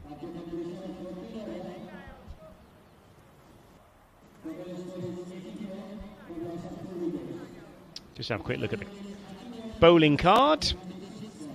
Bipin Chandra 1 for 9. Economy rate at 3. Tejas Singh 1 for 23. Have they got Prince Shahi back on the field of play? I'm not sure they have. I wonder if that's the one and only field. We have to say, what bravery for coming out anyway after taking a horrible blow to the head, then to take another one in the field. I mean, you couldn't make it up really. But I think he's off the field of play. I'm not sure we'll see him again. Conceding 9.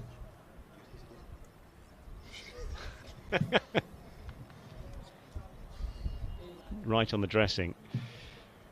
He got hit. Sandy Mittal up here from the pavilion end. Oh, it's a good ball that. Outside the off stump.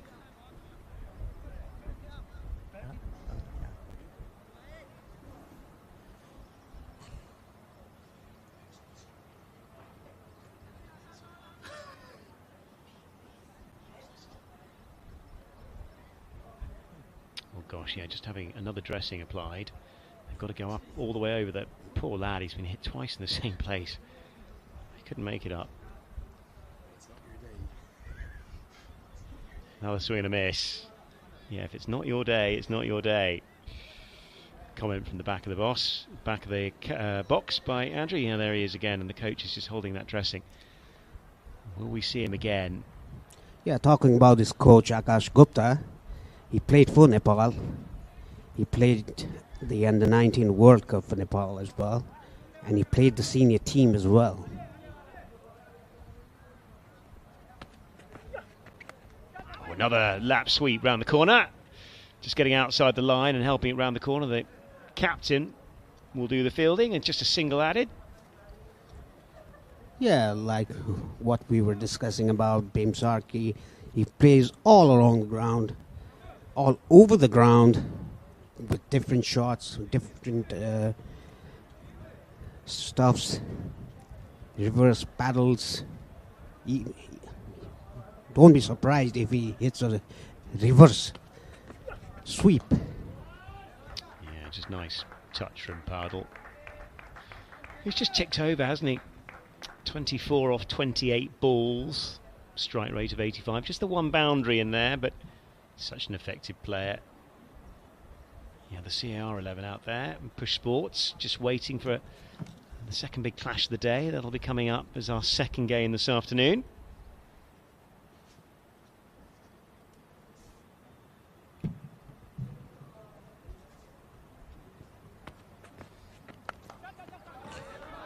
Quick single, shot the stumps, gets home. Good running, touch and go, or hit and go, I should say. And look at Rohit Pore, he was ready for another run.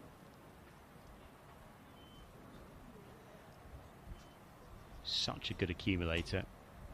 And to be honest, that's all you really need on wickets like this.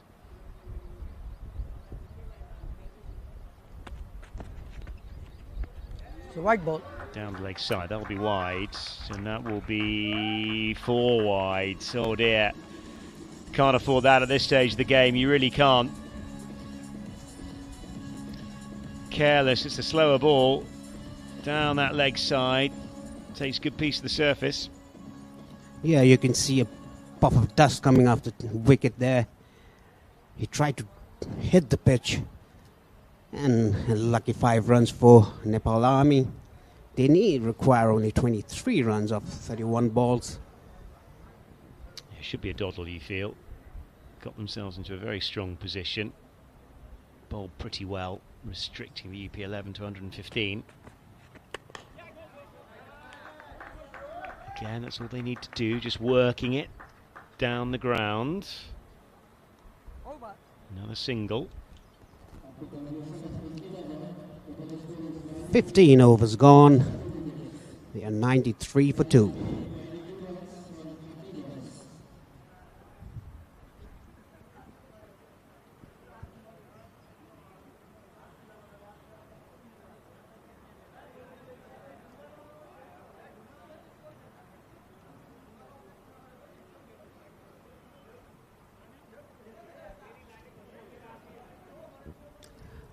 Well, Andrew, I must say, I have a prediction now that Nepal Army is going to win with 8 wickets. No, I'm not looking at him.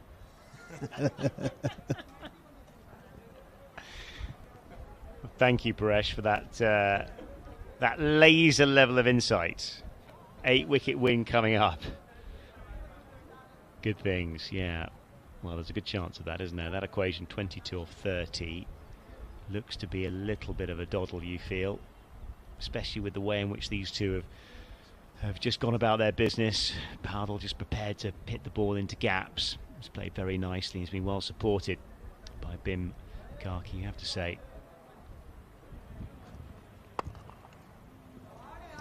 Drive into the offside. Oh, it's a careless bit of fielding. Running round to his right-hand side, and that's another boundary. Can ill afford that at this stage. It's just a push, really, from Powdell. He gets full value. Elegant-looking shot there by Powdell. And a poor effort by the fielder there, down to the boundary.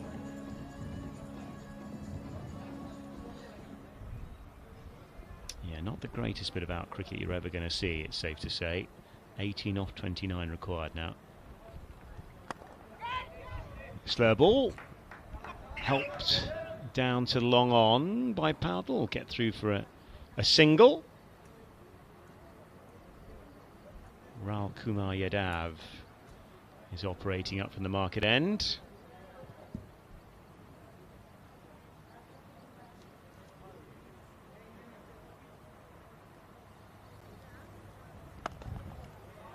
Oh, lovely looking drive by Bim Sharkey, and has he gone for 4? It has. Nice bit of timing through the covers. Yet another elegant looking shot by Bim Sharkey there. Look at the elegance in the shot. Beautifully done. Oh, along with the carpet through extra cover for 4 runs. They're starting to play their shots now, trying to win in a hurry. Well, they are indeed. 13 off 27 required now. Sharp single taken, and they'll get home because there's a bit of a fumble out there. Trying to field is Rahul Kumar Yadav, but can't pick it up cleanly.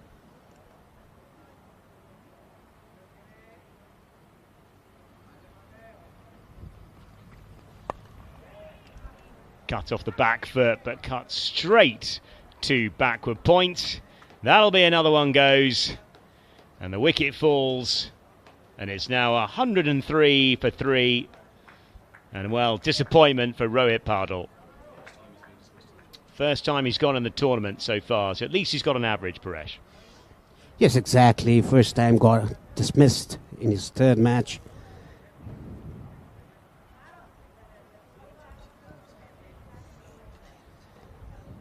A good hand played by Powdell. 30 of 31 with 2 fours. Tell you what, he's not happy. Feels he's left a few runs out there, but again he's had a critical impact on the game.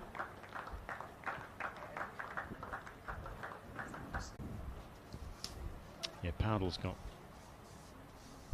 146 at 146, which is a handy average at any form of the game. Disappointed though. Yeah, a little bit like our man next door to me, Paresh Tony Lahani. Back live.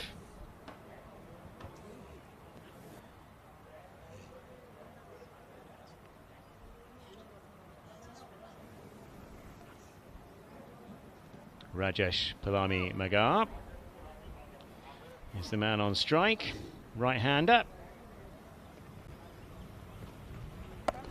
Full toss, don't mind that to start off with. Just bunted down the ground for a single. 11 now required off 24. Yeah, opens his account with a simple drive, a full toss, dolly full toss. Plays it to long off. 16 gone. It's 104 for 3.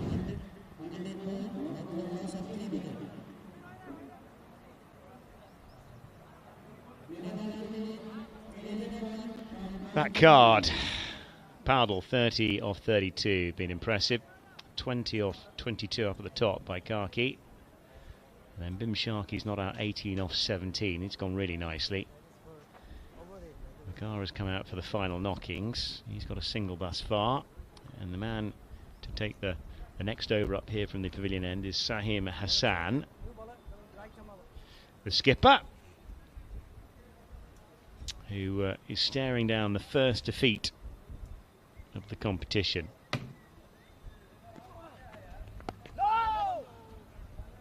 Dot ball, they need a few more of those, Paresh.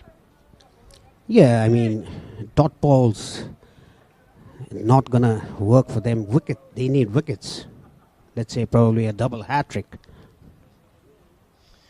That would be, well, I don't know why we're laughing. I'm We being saw very one a couple of optimistic. days ago, so 6 in and over.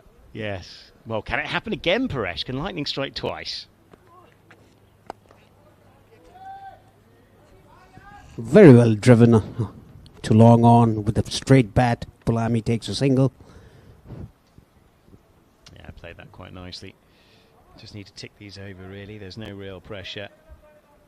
Paul Army Club will be good value for the top spot. A cutaway on the offside. Out to the man on the rope. Be fielded out by Tejas Singh out there at deep extra cover.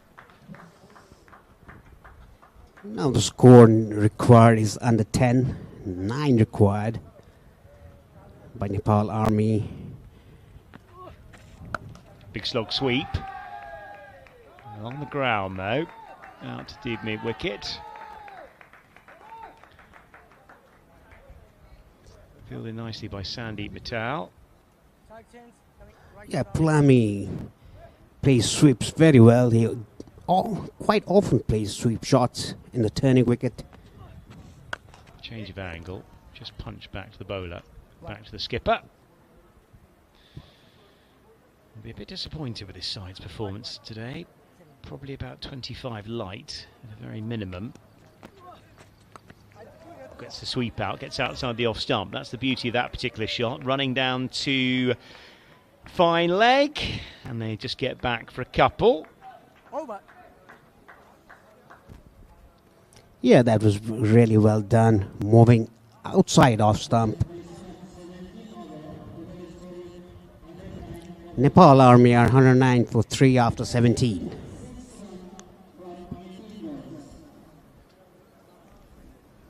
There's a look at that card again.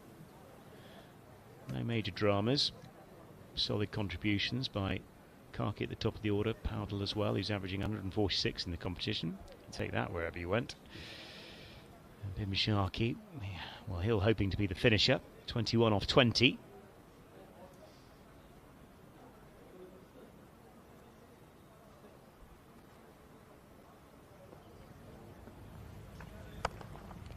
Drive down the ground. Raj Kumar Yadav is going to continue. They'll get through for a single after the misfield. Yeah, even if there's a bit of a fumble, they just run through. That Pulami is also quick in between the wickets. That's a nice use of the feet. And just flicking away on the onside. They'll think about a couple. But they'll just get the single. So, the equation, quite simple. 4 off 16 balls. Comfortable win. And Nelson there, Andrew, do a David Shepherd. White ball. Yes, Paresh. Yeah, David Shepherd. It's a wide given, understandably, because it's outside those markings. Just 3 required now. Good delivery. Just outside the off stump. Doesn't turn a great deal. Yeah. Well, we went on Nelson for very long, were we? 1-1-2 for 3. Defended again. No real pressure here. Understand. We just 3 required off 14. That's the stage of the game as we see it.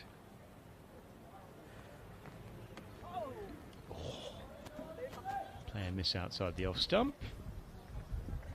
That was bowled a bit quicker through the air. completely beaten Pulami. The last ball of this over, the 18th. Bit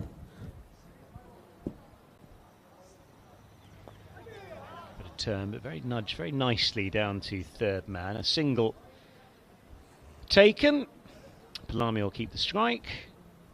And an end of 18. Paul Army Club are 113 for 3.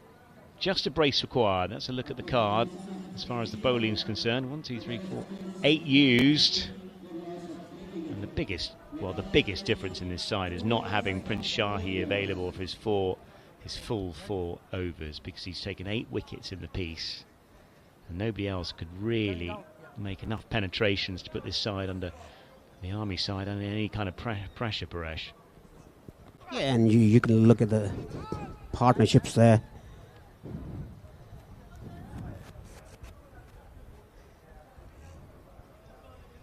Saheem Hassan, the skipper, forced into action. Driven out to the man. Scores are levelled. It's fielded out there by Tejas Singh. 1 required of 10 balls. And we're, moments away from what will be a very, very, very impressive win. Looking to cut. Only as far as backward point.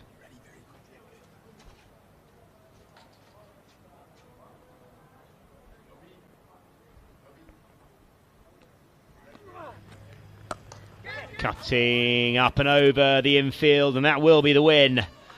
And what a good win it is. 7 wickets the difference between the two sides. Bim Sharkey with the winning boundary down the ground. He's batted superbly. He goes to 30 not out of 24 balls. Been a really impressive effort from him.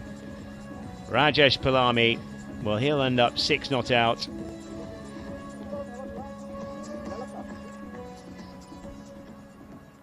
And overall, very impressive. A very comfortable victory for Nepal Army. Now they end up at the group top in Group B, and the UP11 team, they are second in Group B, and the other match will decide the toppers and the run-ups of Group A. The second match between Push Sports Delhi and Cricket Association of Rupandehi 11. Rather disappointed UP11 team. Yeah, UP11 are a little bit disappointing. The two sides just shaking hands. Out there, the umpires as well getting involved. We'll be bringing you the match presentations fairly shortly out there. But yeah, I think the UP11, well, not enough runs. That was their main problem, Paresh. They needed another 10 or 15 or 20, really, with the time left in the game. Yeah, exactly. I mean, when they started, it looked like they might get to 150 in one stage. And after the wicket started tumbling down, they could hardly reach 120. They were bundled out for 114 for 9. I mean, 20 they played the full 20 overs. That was not enough. I must say, they were 20 runs short. Yeah, they were 20 runs short. At least 20 runs short. So we'll have a quick look at the wickets highlights.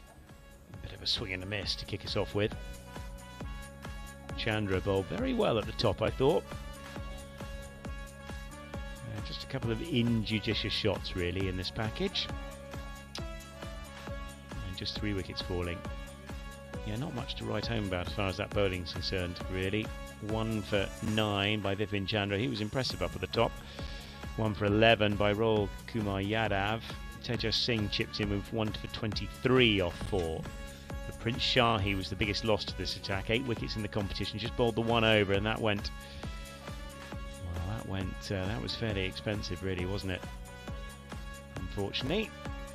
And couldn't come back on the field of play to bowl another 3 overs because having taken a blow to the face, he took another blow to the face in the field. He couldn't make it up really. There's the batting highlights. Pretty solid effort all the way through really. A couple of big blows in the power play. Yeah, they had a 24-run partnership, the opening partnership, and the other partnership was also good for the third wicket. I think it was 36-run partnership, and then again they had a good partnership of 43 runs. It's all about partnerships in any format of the game. Yeah, that was the key. Largely held together by the touch and finesse of Rohit Pardal. Bim Sharkey played really well, you have to say. Really impressive throughout. 26 off 23 he ended up with. But when you're chasing down 114, you don't really need too many big shots. You just need to keep the boundaries at an absolute, the wickets at an absolute premium. And those were the winning runs.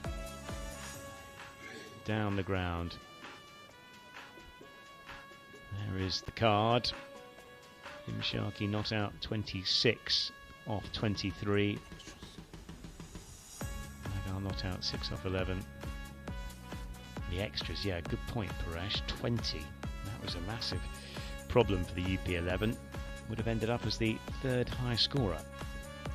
Yeah, I mean, they were 20 runs short and given 20 extras. Matt Summary there.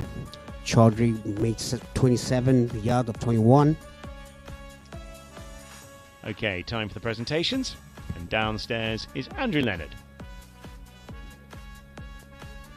Andrew Leonard down. Thank you guys and welcome to the Game 11 post-match presentation here at the Fancy Akara Pro Club Championship.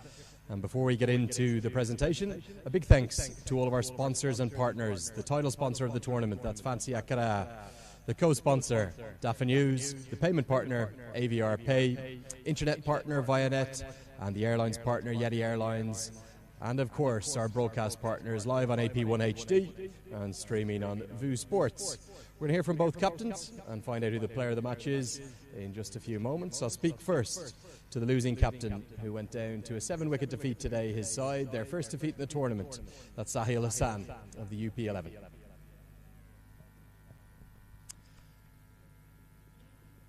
Sahil, hard luck today. Where did it go wrong? No, it's a good score 180 and good batting in the Nepal Army team and congratulations next semi-final ke liye.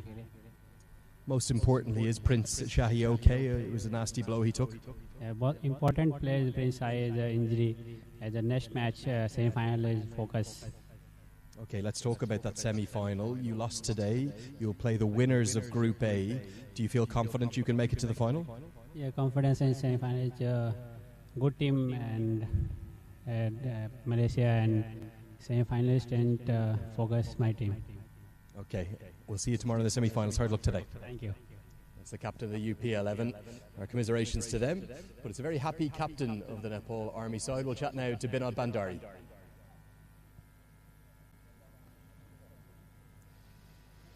Binod, congratulations. It's been all about your side this tournament. You're the form side, unbeaten, 3 from 3, top of the group. Thank you. अब जित्दाखेरि खुसी नै लाग्छ हैन अब सबै कुरा राम्रो नै भइराछ अहिलेसम्म चाहिँ हैन अब आज चाहिँ दुईटा चेन्जेस गरेको थियो त्यो दुईटा चेन्जेस गरेर पनि त्यस्तो टिमलाई चाहिँ गाह्रो भएन किन अब ब्याटिङले नै एकदमै राम्रो गरिरहेछ हैन Yeah, the two changes for your side, Mukia in particular did very well, came in and took those 2 wickets. अब तिनीहरूले राम्रो नै गरेछ हैन चेन्जेस गर्दाखेरि पनि बाहिरको प्लेयर आएर पनि राम्रो गरिरहेछ भनेपछि चाहिँ बेन्चमा पनि बेन्च स्ट्रेन्थ पनि राम्रो छ आर्मीको हैन त्यसले गर्दा चाहिँ अब सोच्नुपर्ने चाहिँ केही पनि छैन. You seem to be the most consistent batting side as well. Rohit Pardal, 151 runs in the tournament, but he was finally out today. रोहितले गर्दा चाहिँ अब सबैलाई सजिलो भएको छैन ब्याटिङ गर्नलाई त उसको रनिङ बिटिङ 2 विकेटले गर्दा पनि सजिलो भएको छैन अनि भीमले पनि सपोर्ट गरिरहेछ रोहितलाई चाहिँ त्यसले गर्दा चाहिँ एकदम सजिलो भएको छ. Finally, tomorrow you'll play the second place team from Group A in the semi-final. That'll be in the afternoon. Looking forward to that clash. अब हेरौँ अब अहिले अर्को ग्रुपबाट को आउँछ हैन सेमी फाइनलको लागि चाहिँ अब त्यसको त्यही अनुसारले प्लानिङ गरेर चाहिँ अब सेमी फाइनल खेल्नेछौँ. Tiksa, Dandavad. Vidal Bandari teaching me Nepali as he goes. I'd like to call now on our player of the match presentation. That's Mr. Anup Thapa. He's an ex-CAN member, and he's going to come up and join me to present the award. Lovely to see you, Anup, and thank you for having us here. We had several contenders. It was probably the most difficult decision of all of the matches that the commentators have had to decide on today. We've gone with the bowler, but I'll give you the 3-2-1 reverse order as always. In third place for us, Rohit Paudel, the tournament's leading run scorer. 151 runs for him. He was dismissed. He made 30 off 32. In second place, 16 with the bat and 2 for 15 with the ball. Good all-round effort from Hari Bahadur Chauhan. But the player of the match, he bowled all 4 overs, including a maiden. He was the most economical of all of them with beautiful left arm spin, great control. He set things up. He's the player of the match. It's Shahab Alam. So Shahab will receive his commemorative award from Mr. Anup Thapa. And gents, you'll just hold the pose for a few photos. Remember that smile we practiced, Shahab? Big smile. Thank you very much, Anup. Shahab, stay with me. Congratulations. You look to be bowling really nicely. Thank you, sir. Planning on Tell me about this wicket. Do you enjoy bowling on the wicket? Lots of turn?